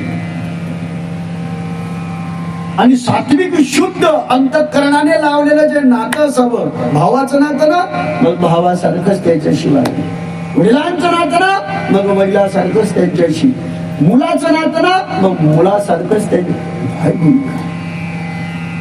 ही दुसरी श्रेणी आहे. पतिव्रतेच्या लक्षणाचं अस्तित्व बाबाजींनी यथाच रीतीने वर्णन केलेलं आहे. पुढे वर्णन करतात, बिनु अवसर भय के रह जोई, राम जय जय राम, जानियो अधम नारी जग सोई, राम जय जय राम, बिनु अवसर भय के रह जोई, राम सिया राम जय जय राम, जानियो अधम नारी जग सोई, राम सिया राम जय जय राम, राम सिया राम जय जय राम, राम सिया राम जय जय राम. गोड वर्णन करतात बाबाजी या ठिकाणी. कधी कधी विषय निघतात हे अचानक विषयाला लागून आलेले आणि प्रमाणबद्ध, नाही तर बहुतेक हे विषय असे ओलांडून पुढे जाते मनुष्य. कधी कधी समय नसला त्यामुळे मग ते माग झाला चला पुढे. हे पण ते गरजेचं वाटलं कलियुगाच्या सानिध्यामध्ये आणि प्रत्येकाच्या करता हे विषय आहे. जेवढे तुम्ही आम्ही सर्व जन्माला आलो ना त्या सगळ्या लोकांच्या करता ही आचारसंहिता आहे. आणि तिसऱ्या परमतत्वामध्ये म्हणजेच अधम तत्व, अधम पतिव्रता नारीचं वर्णन केलं. उत्तम, मध्यम आणि अधम तीन प्रकार वर्णन केले त्याच्यामध्ये त्या स्त्रीचे. तर बिनु अवसर भय ते रही जोही, तिसऱ्या नंबरची ती स्त्री आहे जी अधम तत्वामध्ये. ती अवसर पाहून पतिव्रता राहते, समय पाहून पतिव्रता राहते आणि त्या समयाची वाट पाहते. आणि तो समय आला म्हणजे ती परपुरुषाशी रथ होते. जी परपुरुषाशी रथ होते ती अधम स्त्री आहे. पती असूनही जर ती दुसऱ्या पुरुषाच्या सानिध्यात आपलं अस्तित्व निर्माण करत असेल तर ती अधम असून तिच्या जीवनामध्ये शेवटी तिला रवरव नरकवास मिळतो, बाबाजींनी सांगितलं. म्हणून जरा विचार करून आपलं जीवन जगावं. कसा अशा स्त्रीला कसा रवरवणार प्रवास मिळतो, कसा त्रास होतो, यमलोक कसा कसा त्रास देतात, हे जर ऐकायचं असेल तर शिवपुराणामध्ये विष्णू याच्याही पेक्षा वर्णन केलं. चंचुलीची कथा आहे ती शिवपुराणामध्ये. चंचुला तिच्या जीवनाचं अस्तित्व महान पतिव्रता होती, नंतर ती असंस्कारित झाली. मग यमधर्माचं काय अस्तित्व आहे ते शिवपुराणाने सांगितलं. नंतर ती घाबरली आणि तिने शिवपुराण श्रवण केलं, मुक्त झाली, अधिकार. म्हणून समयानुसार जी आपल्या जीवनाची चालढाल बदलते आणि पतीला धोका देते, अशी पतीला धोका देणारी जी स्त्री आहे ती रवरव नरकामध्ये जाते. त्याच्या उलट पुरुषाचंही तसंच आहे. एक बाजूला एक चाक नाही, गाड्याला दोन चाक असतात. हेच वर्तन जर पुरुषाने केलं, हेच वर्तन जर पुरुषाने केलं तर त्यालाही सुद्धा रवरव नरक भोगावं लागतं. नाही तर माता भगिनी म्हणतील आमचं सांगितलं तुमचं काय तसंच ठेवता का छापून. मी दोघांचंही सांगतो, मी नाही सांगत, बाबा गोस्वामीजी सांगतात, तुलसीदासजी सांगतात. स्त्रियांकरताच हे बंधन नाही, पुरुषाकरताही आहे. नाही तर स्त्रीने घरी चांगला स्वयंपाक करा आणि या ना हॉटेल मध्ये जाऊन भजो ना, आहे ना घरी व्यवस्थित चांगला स्वयंपाक आहे ना, भरपेट खावा. घरचाही खातात आणि दारी जाऊन कागदावरही खातात. भिकाऱ्याच्या इलाज नाही. आता आपण सगळेच भिकारी झालो. आपल्यालाही सुद्धा संध्याकाळी उपास जर सोडायचा असला तर कागदावर जेव्हा लागते, कागदावर. पत्रवाळ्या गेल्या, कागद आले. हॉटेलमध्ये कागदावर खाणं काय, घरी कागदावर जेवू नका. त्या पत्रवाळ्यासारखे आकार दिले त्या कागदाला. जरूर ते पत्रवाळीच आहे, कागद जेव्हा कागदावर. कठीण आहे, गंभीर समस्या आहे. ताटात जेवण्याचं विशेष महत्वाचं ते सांगितलं, हे बाजूला राहील. लोखंडाच्या ताटात जेवू नये, बुद्धी तशी होते. पण आता लोखंडाचं अस्तित्व, त्याचं फिल्टर केलं आणि त्याचे स्टील कशापासून, मग लोखंडापासून चांगलं दिसतं, स्वच्छ. मग आता भगिनीलाही त्रास नाही आणि याला खायला त्रास नाही, त्याचं तोंड दिसते त्याच्या स्टीलच्या ताटात. जेवण झालं की पाण्याने धुतलं, असा हात फिरवलं की चकाचक. नेट नाहीच घासायचा, नेट नाही, त्रास नाहीच. त्याच्यापासून काही उपलब्धी नाही. पण चला, कागदापेक्षा बरं आहे स्टील, कागदापेक्षा बरं आहे. मग पितळाच्या ताटामध्ये जेवण, पितळाच्या ताटामध्ये त्याच्यात असणारे जे धातूचं तत्व आहे, त्या धातूपासून आपल्या बुद्धीचं अस्तित्व निर्माण होत असते. चांदीच्या ताटात जेवावं, चांदी. लोकांनी चांदीच्या पत्रवाळ्या केल्या. चांदीच्या पत्र साध्या ते हिरव्या हिरव्या, आणि त्या चांदीच्या पत्रवाळ्या बरोबर त्याला ताटाचा आकार, त्याच्यातच वाटी, त्याच्यातच सगळं, त्याच्यात. आणि चमकतात पांढऱ्या चमचम. पहिल्यांदाच माझ्या समोर पत्रवाळी आली ती. म्हणलं वा, चांदीचे ताट आहेत, जमलं कडा साधू. हाती घेऊन पाहतो, अरे हे त्या पत्रवाळी आहे कागदाची. आणि ते कागद काय, जाऊ द्या तो विषय. आता सोन्याच्या ताटात जेवावं, सुवर्णाचं अस्तित्व. आंघोळ करतानाही सुद्धा सुवर्ण पाण्याने आंघोळ करावी, गंगाळात आंघोळ करावी. तेही श्रीमंत लोक करू शकतात, नाही का. सोन्याचा गडवा, सोन्याचं गंगाळ. आपलं नाही काही ते एखादी अंगठी तरी असावी हातात, त्या निमित्ताने सुवर्ण स्नान होईल आपल्याला. एक म्हणजे महाराज तुमच्या हातात तर नाही, म्हणजे दे ना तू, मला सुवर्ण स्नान होईल. काय भूमिका आहे, महत्व आहे त्याला. जेवण करत असताना त्याच्यामध्ये ते सत्व निर्माण व्हावं एवढ्यासाठी. इतरत्र वस्तूमध्ये जेवलं तर त्या कागदासारखं सत्व याच्या डोक्यात जाईल की कागद कागद कसाही उडा. जेवायचं असेल तर व्यवस्थित जेवण करावं. पळसाच्या पानाच्या पातळवाळीवर जेवावं, केळीच्या पानावरती जेवण करावं. अशी महत्वपूर्ण भूमिका आहे. आणि हातावर तर अजिबात खाऊ नये. हातावर घेऊन टाइम नाही खा, मुलं खा, टाइम नाही तसं हात की तसेच पळाले. ही अवस्था जे ढोरं चालत असतात ना त्यांच्यावर येते. मी ते केलं. ढोरही चालले, गाईही चालल्या, चालता चालता काठी बगलीत घालायची, हातावर भाकरी. प्रसंग असतात जीवनामध्ये, येतात माणसं. आणि सगळे अनुभव माणसाला पाहिजे. आणि नंतर पुढे धीरे धीरे वाटचाल.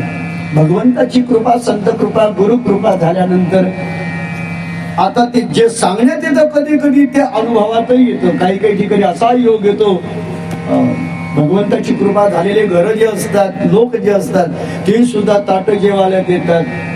पाणी प्यायला चांदीचे ताट असतात, ग्लास असतात. जेवायला सोन्याचे सुद्धा.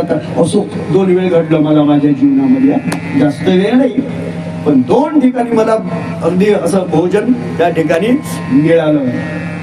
मुक्कामही सुद्धा तिथेच राहिलं. 7 दिवस आनंद आणि भरगच्च अशा प्रकारची भूमिका आहे. जीवनात कधीतरी प्रसंग येतात. कशामुळे?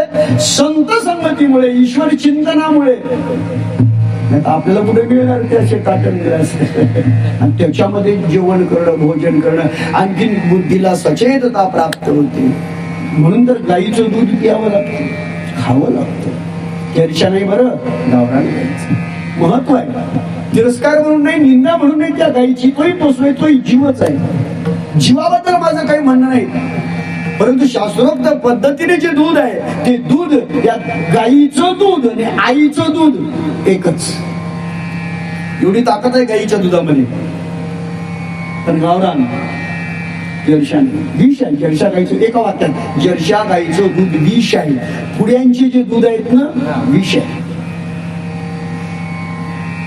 दुकानदार लोक बसले असतील आणि त्यांच्या दुकानात जर पुढे असतील तर ते म्हणतील गेले कोण आणलं रे, म्हणजे दुकान बंद करते का? नाही बाबा, मी कोणाचं दुकान नाही बंद करते, माझ्या दुकानात जे आहे ते सांगतो. ही महत्वपूर्ण भूमिका आहे. म्हणून नाही मिळालं तर चालेल, म्हशीचं घ्या चालते. म्हशीचं एक ग्लास दूध असेल तर त्याच्यात पुन्हा एक ग्लास पाणी टाका. एक ग्लास दूध एक ग्लास पाणी बरोबरी करा. गाईच्या दुधासारखं दिसेल होणार नाही, दिसेल ते पतलं पतलं. पण गाईचं दूध म्हणजे गाईचं दूध. गाईचं दूध आईच्या दुधासारखं. प्रत्येकाची आई, प्रत्येकाच्या आईचं दूध आणि पिवळं असतं कलर न ते गाईचं दूध. आपल्या आईच्या छातीचं दूध आपण 3 वर्ष प्राशन करतोय. 3 वर्ष आपल्याला आईच्या दुधावर जगावं लागतं. भगवंताने आपल्याला आज्ञा दिली. दात न आपल्याला नसतात तर मग दूध पी. आईच्या असतानाच 3 वर्ष आईचं दूध पितो आपण. एखादं लागट असलं 4 वर्ष. काय काही लेकरं लागत असतात, अरे बस झालं आता बस झाला, आता ठोंग्या झाला ना तरी दूध पित. पण ते नाही म्हणजे दे दे दे. 4 वर्ष संपली मर्यादा. आणि नंतर पुढे आयुष्यभर आपल्याला दूध कोण पाजते? गौमाता, गाय दूध पाजते. आईच्या दुधाची ताकद गाईच्या दुधामध्ये बल्कि विशेष आहे. जीवनभर ती गाय आपल्याला जगवते. म्हणून गाईचं पालन करा, गाईचं रक्षण करा. गौरक्षा हा हिंदूंचा धर्म आहे. म्हणून चांगल्या गावरान गाई खाटकाला विकू नका आणि जर्शा घरात आणून बांधू नका.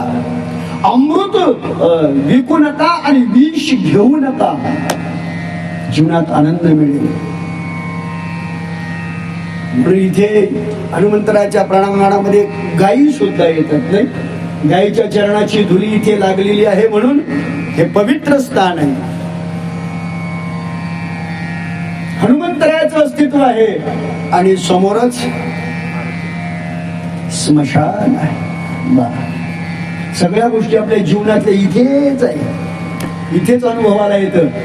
आणि स्मशानात कथा आहे, हे महत्वाचं. स्मशानात कथा वा.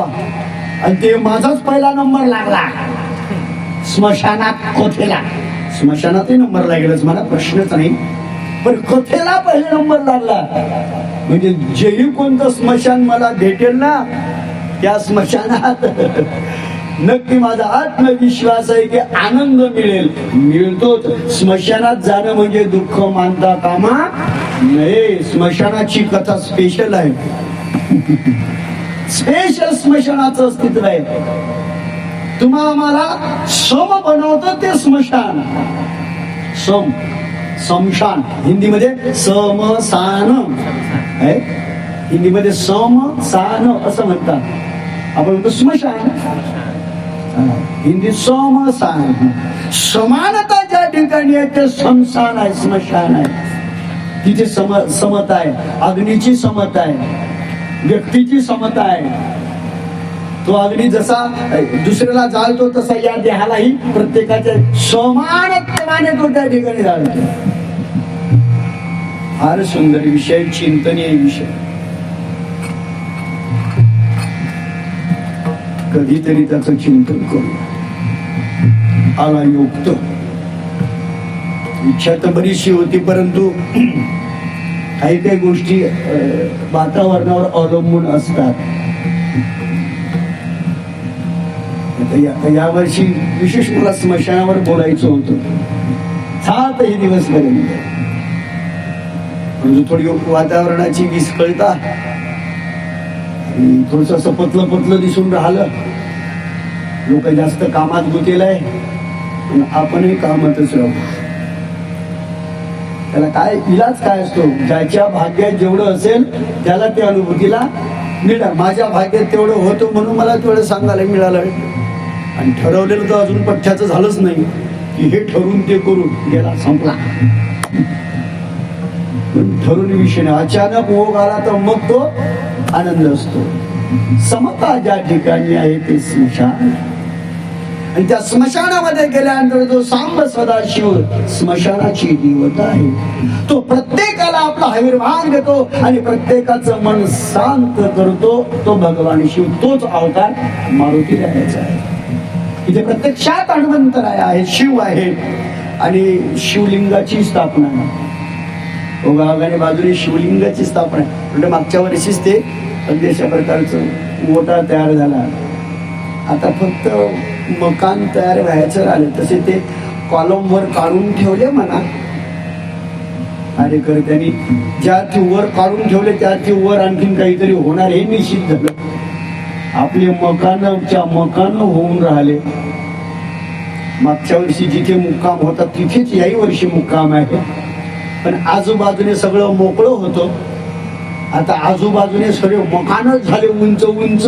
याचा आवाज दबला, तिथपर्यंत आवाज पोहोचत नाही. त्या मकानांमुळे आपले मकान होऊन राहिले. 1 ताल 2 ताल 3 ताल 4 ताल तलावर ताल 32 ताल त्याच्यावर बसला दिमागदार. आता फक्त महादेवाचं मंदिर झालं नाही का?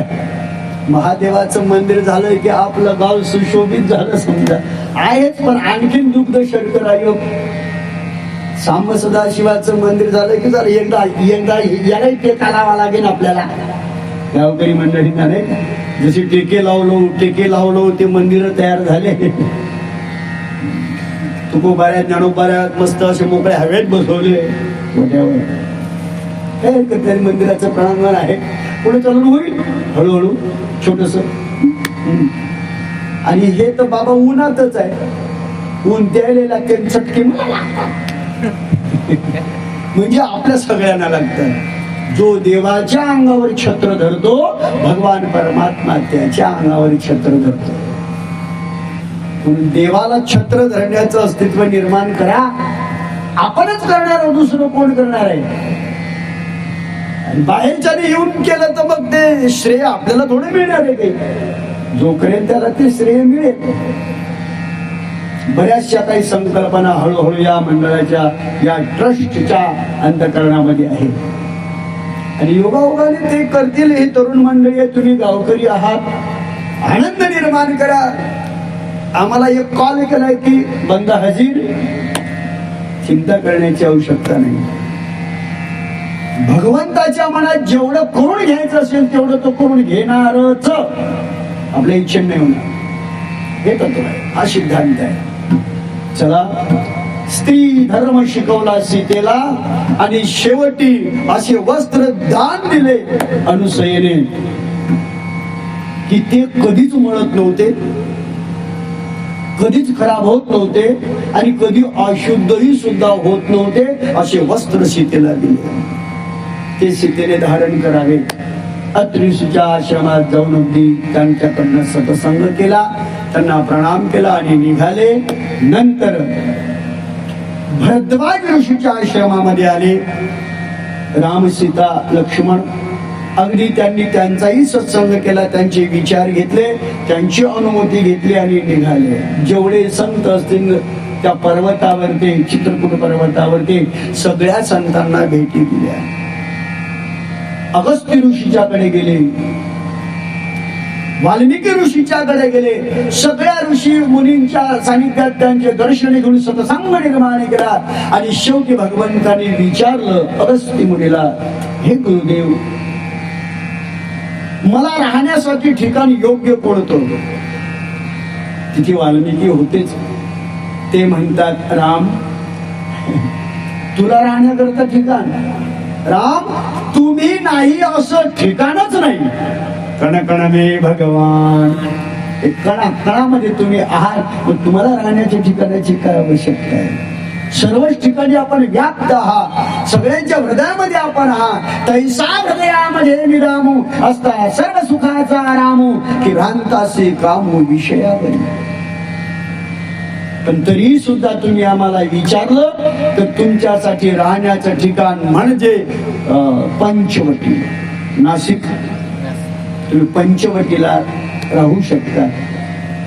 देवाला कळालं की यांना माहिती झालं चित्रकूट हे येतील कधीतरी घेऊन जातील, पण भगवंत त्यांना न कळवता चित्रकूट सोडलं आणि असणाऱ्या पंचवटी नाशिकला आले आणि तिथे राहू लागले.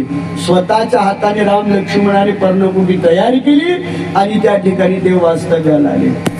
सुंदर अशा प्रकारचा आनंद आहे. तिथे गोदावरी नदी, देवगंगा गोदावरी वाहते. तिथे रामकुंड आहे, सीताकुंड आहे. आपण जर नाशिकला गेलो तर त्या ठिकाणी आपल्याला गोदावरी माता वाहताना समोरच काठावरच अशा प्रकारचं तिथे ते मंदिर आहे. तिथे स्नान करावं, पिंडदान करावे वगैरे सुंदर कार्य त्या ठिकाणी नारायण नागबली वगैरे सगळं काय असेल ते नाशिकला करतात. म्हणजे अशा प्रकारचं त्र्यंबकेश्वर त्या ठिकाणी म्हणजे अशा प्रकारचा आनंद आहे. आणि तिथे स्नान करायचं, राहायचं वगैरे वगैरे आनंद.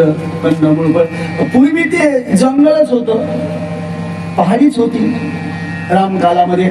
आता मात्र तिथे सर्व घेरलं गेलं, आता नगर बसलं आणि नगरातून अशा प्रकारची ती गंगामाई वाहते. सुंदर दिव्य तत्व आहे. स्नान करावं, तिथे राहिले. आणि तिथे राहत असताना लक्ष्मणाने जावं, कंदमुळं आणावे, फळ आणावे यांना खायला. रामाने खा म्हणू नये, सीतेनेही खा म्हणू नये. आणि लक्ष्मणाने निश्चय केला जोपर्यंत भाऊ खा म्हणत नाही तोपर्यंत आपण सुद्धा फळ खायचे नाही. एक दिवशी त्या वनामध्ये रावणाची बहीण शूर्पणखा भ्रमण करत होती. राक्षसी वन म्हटले की वनात राक्षस असतातच. तिने त्यांना पाहिलं, एवढे सुंदर दिसले, एवढे कोमल दिसले, वा असे पुरुष तिने, असे कुमार कधीच तिने पाहिले नव्हते. तिचं मन भावलं. आणि लक्ष्मण ज्यावेळेस फळ वेचना करता आले त्यावेळेस याचना केली, कोण तुम्ही, कुठून आलात, काय आलात, परिचय करून घेतला. लक्ष्मण म्हणतात माझे बंधू आहेत पर्णकुटीमध्ये. असं तिला वाटलं दोन आहेत, दोघ जण आहेत. काहीतरी आपण विचार केला, अहो करा ना माझ्याशी विवाह. ए स्त्री, कोण, कुठची तू? माझी पत्नी मी घरी ठेवली आणि भावाच्या सेवे करता आले, तू कुठे? मग तुमच्या भावाला विचारू का? लक्ष्मणाला वाटलं हा हे ठीक आहे. लगेच सीता आणि राम ज्या पर्णकुटीमध्ये बसले तिथे आली, कुडकुड कुडकुड करायला लागली. सीता म्हणते कोण आहे? कोण नाही म्हणे मीच. अगं पण तू कोण आहे? मी तुमची जाऊ. जाऊ? कधी झालं लग्न? रामाकडे पाहिलं सीतेने आणि म्हणते पहा तुमच्या भावाचे पराक्रम. कधी लग्न केलं माहितही नाही तुम्हाला, जाऊ म्हणते डायरेक्ट. राम म्हणतात का ग कधी झालं लग्न? म्हणे भाऊजी लग्न झालं नाही. मग व्हायचंय. ते म्हणतात ते नातही लग्न भावाला विचारू नये असं. बर, रामाने ध्यान केलं आणि पाहिलं, अरे ही तर राक्षसी आहे. लक्ष्मणासहित मला मारण्याची कोशिश करते. ठीक आहे, मग सांगू त्यांना हो म्हणून. राम म्हणतात तो नुसतं सांगितलं नाही ऐकणार नाही म्हणे, मग त्याला लिहून द्यावं लागेल. एक लिखा 100 बका लिहिलेलं पाहिजे. म्हणून तेव्हापासून सुरू झालं लिखाण. आता शब्दावर लोक विश्वास ठेवत नाही. लिहिलंय का बॉन्डवर तर तो मग ठीक आहे. राम म्हणतात ये लिहून देतो. कागद पुढचा म्हणजे पाठीवर लिहून दिलं त्या तिच्या. फार सुंदर वर्णन आहे. चिरंजीव लक्ष्मण यासाने गीता असे शुभ आशीर्वाद लिहिण्यास कारण की ही राक्षसी मायावी आहे. तुझा माझा घात करू पाहते, करता येईची हैवे करू नको. नाक कान कापून टाक, यात मारून काढून दे. कळावे आपला राग. जा म्हणे. आता भाऊजी हे वाचल्यानंतर लग्न लावतील का? हो म्हणे, तू जाय, त्याला वाचू दे. वाचल्या वाचल्या जर तुझं लग्न नाही लावलं तर झालीच का? आली टुमकत टुमकत मायावी रूपते. अहो काय गडे, जसा तुमचा स्वभाव आहे ना तसा तुमच्या भावाचाही स्वभाव आहे. कामाचं बोल लक्ष्मण म्हणाले. ते शेषाचा अवतार होते. कामाचं बोल. म्हणे हो म्हणतात. म्हणे तसं नाही, काही पुरावा? ठीक आहे. तिने पाठ दाखवली, बाण काढला आणि बाणाने वाचायला सुरुवात केली. मजकूर समजला असं. त्याच बाणाने तिचं तोंड इकडे वळवलं आणि बोलायला लागले. लक्ष्मण मूर्ख स्त्री आहे ती. म्हणे आता चांगले होते ना हे, आम्हाला मारू पाहते. चांडाळणी बाण धरला, धनुष्य सज्ज केला, बाण लावला, कर्णापर्यंत ओढला. एका बाणाच्या वाराने नाकान छेदन केलं, राक्षसी रूप धारण केलं, लात मारली कमरेत, लोब लोब बोंबलत रावणाकडे. नाक कापलं, बोलायला लागले. रावण होता सिंहासनावर बसलेला. आता नाक कापल्यावर स्वर बदलले. गँग गँग गँग गँग करायला लागले. दादा पांगीचे का हात घ्या, पांगीचे हात. नाक कापून टाकला. कोण आहे तो? तिने सांगितलं त्याचं स्वरूप असं आहे तसं आहे माहिती. आणि झालं बाबा. आपल्या बहिणीला दिलेला संकट त्रास त्याचा बदला घेण्यासाठी मारीचाला बोलवलं. नाना होता तो मारीच. काय सोन्यासारखं हरण बना, त्याला बनता येत होतं. मारीचाला विद्या होती ती. सुवर्णासारखं हरण बना आणि त्या पर्णकुटीपासून तुम्ही जा. राम तुमचा पाठलाग करेल, त्याला दूर न्या. मी सीतेला घेऊन जाईल. मारीचाने त्याला नीती सांगितली रावणाला, कारण याला माहित होतं बिन टोकाचा बाण मारला तर हा इथे येऊन पडला होता. ही रामाची पुरुषार्थाची रीती. हे कार्य रामाने केलं म्हणून मारीचाला माहित होतं. सुभाऊत एका बाणामध्ये मारून टाकला यज्ञाच्या वेळेस. विश्वामित्राचा यज्ञ करत असताना एका बाणात त्याला मारून टाकलं. बगर हर्षाचा बाण सोडला. हा 7 समुद्र ओलांडून रावणाच्या चरणावर पडला होता मारीच. तो म्हणतो एका बाणात तुझ्या चरणावर पडलो होतो रावणा. राम सामान्य समजू नको आणि त्याच्या स्त्रीला छेडू नको, बर्बाद होऊन जाशील. मामाशी नीती नाही सांगायची, सांगतो ते करायचं, नाही त्या खटकाने तुझे तुकडे तुकडे करीन मामा. मारीच म्हणतो मूर्खा, तुझ्या हाताने मेल्यापेक्षा प्रभूच्या हाताने जर मेलो मुक्ती मिळेल. म्हणून मारीचाने हे काम केलं. हरणाचं रूप घेतलं. समोर आलं ते हरण. सोन्यासारखं चमचम चमकत होत. सीतेने पाहिलं. स्वामी किती सुंदर हरण आहे. राम म्हणतात झालं तुझं काम आता. इथपर्यंतच तुला माझी संगती होती. मनातल्या मनात म्हणतात काय देवी ते हरण सुंदर आहे, तुम्ही त्याला मारा. मग पुढे म्हणजे त्याचं चामडं काढलं की मी कंचोळी शिवीन. आणि कंचोळी अंगात घातली. वनवास संपन्न झाला की स्त्रियांना हळदी कुंकाला बोलवेल. मग त्या मला विचारतील वनात कोणते कपडे घालत होते, तर मग मी ते दाखवीन. जॉकेट हे घालत होते.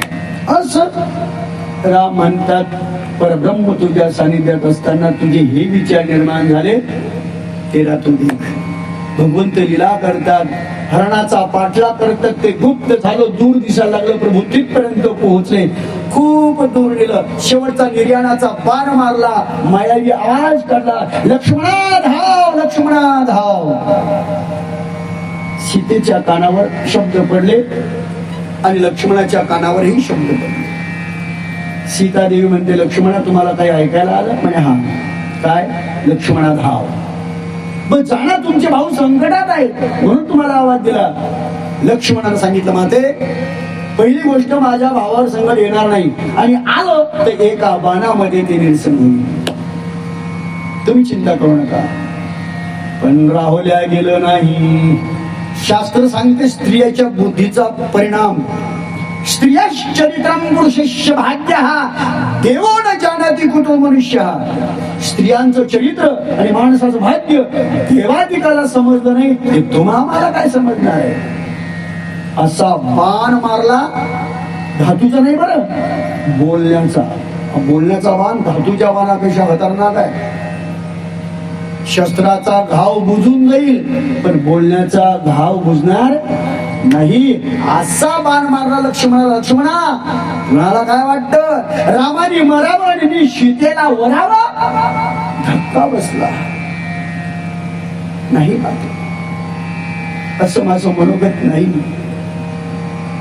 मी माझ्या रामावरचा विश्वास वर्णन केला. ठीक आहे, जातोय. भातातला बाण काढला, रेषा ओढली. आजही पंचवटीच्या ठिकाणी लक्ष्मण रेषा ते मंदिर आहे. तिथे आता मंदिर रेषा ओढली. आई साहेब, एक विनंती आहे, काही जरी झालं तरी ही रेषा ओलांडू नका. हा, मी बघेल, जा. क्रोधात होती सीता. लक्ष्मणजी धावत गेले. दूर जातात रामाच्या सानिध्यात ते मरून पडलेलं जे होतं ते हरण नव्हतं, मारीच. परमात्म्याला प्रणाम केला त्या मारीच्याने प्राण सोडला. लक्ष्मणाला विचारतात, प्रभू लक्ष्मणा कसं काय नाही केलं? देवा तुम्हीच तर आवाज दिला. मी नाही आवाज दिला. त्यांची चर्चा. इकडे लक्ष्मणाने वेश धारण केला संन्याशाचा. घरात आले. ओम भगवती भिक्षा दे माई, थोडी भिक्षा दे दीजिए.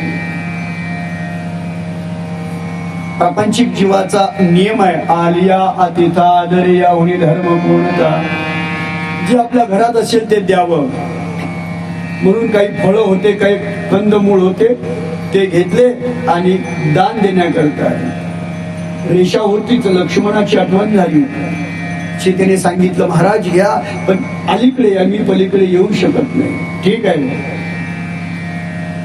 पुढे यायला लागला तर जसा ओलांडणार रेषा अग्नी निर्माण झाला.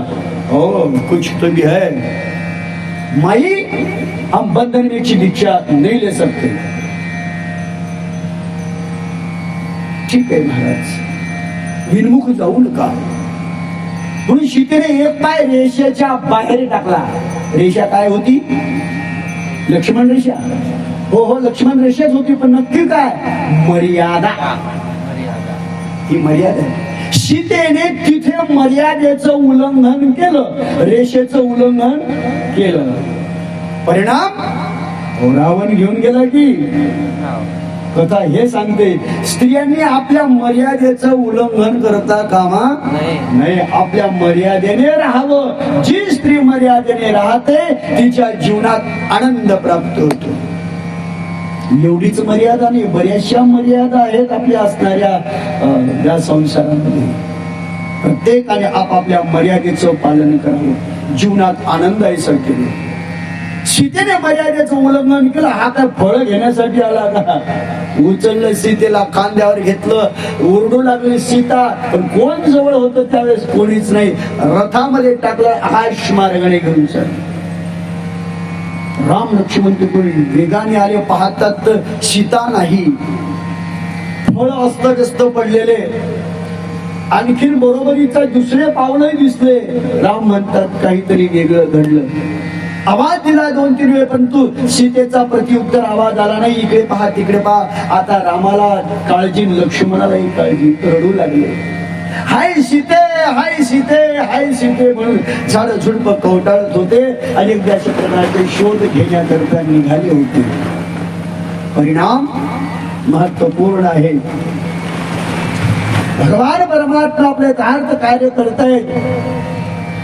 रावणाने रथाच्या मार्गाने, रथ मार्गाने नेत असताना जटायू त्याने पाहिलं एक स्त्री संकटामध्ये आहे आणि स्त्रीला मदत करणं आपलं आद्य कर्तव्य आहे. म्हणून जटायू समोर आला. रावणाचा आणि जटायूचा युद्ध संग्राम झाला. कपटाने जटायूचे पंख तोडून टाकले. गदगद हसला आणि सीतेला उचलून घेऊन गेला. अशोक वाटिकेमध्ये लंकेत सीतामाईला सुरक्षित ठेवलं. भगवान परमात्मा रडत येतात. पाहतात त्या ठिकाणी जटायू सुद्धा रक्तबंबाळ. जटायूने सांगितलं रावणाने सीतेला घेऊन गेलेला आहे. मी तोंड देण्याची कोशिश केली पण खोपटाने माझा घात केला. प्रभू, माझ्या सीतेचं रक्षण करण्यासाठी तू रक्तदान केलं आहे, रक्त सांडलंय. मी तुला जिवंत करतो. जटायू, जटायू म्हणजे गिध पक्षी. गिध पक्षी म्हणजे गिधाड. त्या गिधाडाला शास्त्रामध्ये जटायू म्हणतात. हे गावात राहत नसतात. गिधाड गावात राहत नसतात. गावाशी संबंध नसते गिधाडांचा. गिधाड गावाच्याही मंदिरात येत नसतात, गावाबाहेरच्याही मंदिरात गिधाड येत नसतात. गिधाड हे जंगलात राहतात. जिथे काही मरून पडलं तिथे यांचा अशी टोळीच्या टोळी असते.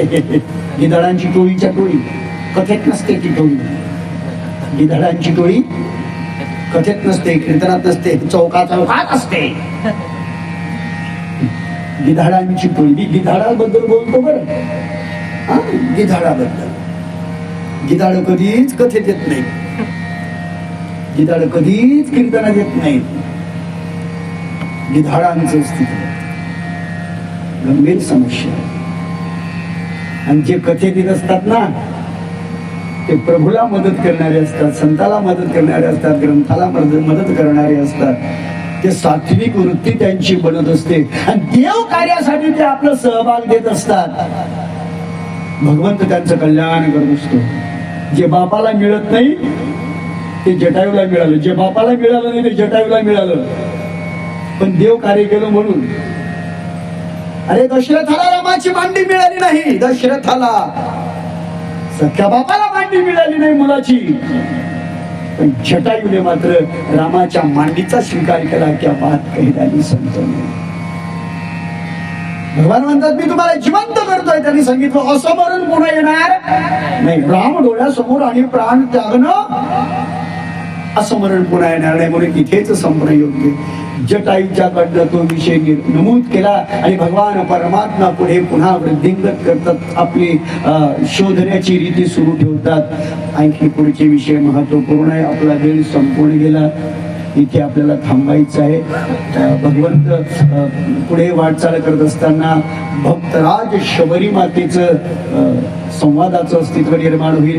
पंपा सरोवरावर भगवंताला माता शबरी रस्ता देईल आणि नंतर मात्र भगवान परमात्म्याला अशा प्रकारच्या 18 पद्म वानराचं सहकार्य मिळेल आणि त्या सहकार्याच्या योगाने भगवान श्रीरामचंद्र लंकेवर स्वारी करतील. इथे असणारा अरण्यकांड संपलेला आहे.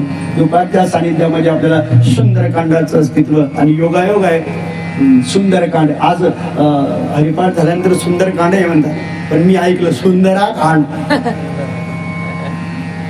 जाहीर केलं तर मी ऐकलं सुंदराकांड. रामायणात सुंदराकांड कुठे? सुंदरकांड आहे. म्हणून माईकवर बोलणं एवढं सोपं. सुंदरकांड म्हणायचं तो सुंदराकांड. सुंदरा म्हणजे अर्थ बदलला. सुंदरा म्हणजे स्त्रीचं वर्ण नाही. सुंदरा अप्सरा आली वाजवशील नाही तर. हो, सुंदरकांड. बोलण्यामुळे सवय नसते ना, त्याच्यामुळे मग तसा शब्द होतो इकडच्या तिकडे. हो द्या, काय हरकत नाही. तुम्ही जरी सुंदराकांड म्हटलं तरी आम्ही सुंदरकांड समजलो. आनंद आहे. सुंदरकांड हनुमंतरायाला खूप आवडतं, कारण सुंदरकांडामध्ये हनुमंतरायाचंच वर्णन आहे. जसं सुंदरकांड नाव आहे ना, तसं सुंदरकांडच आहे ते. सुंदर ते श्रवण करण्याकरता मिळणार आहे. संपूर्ण चरित्र हनुमंताने जे काही केलं लंकेमध्ये जाऊन, तो आज ओवावाने विषयी तोच आहे. आज दुपारच्या विषयाला सुंदरकांडाचाच विषय आहे. आणि ऐकायलाही मिळेल आपल्याला सुंदरकांड. चांगली गोष्ट आहे. अगदी आलो आपण उत्तरार्धाच्या दिशेने. लगेच लंका कांड आणि उत्तरकांड. Okay, hi bye. अशा भूमिका जीवनामध्ये प्राप्त होणार आहेत. झालेली सेवा प्रभूंच्या समर्पित करू. सेवेला पूर्णविराम.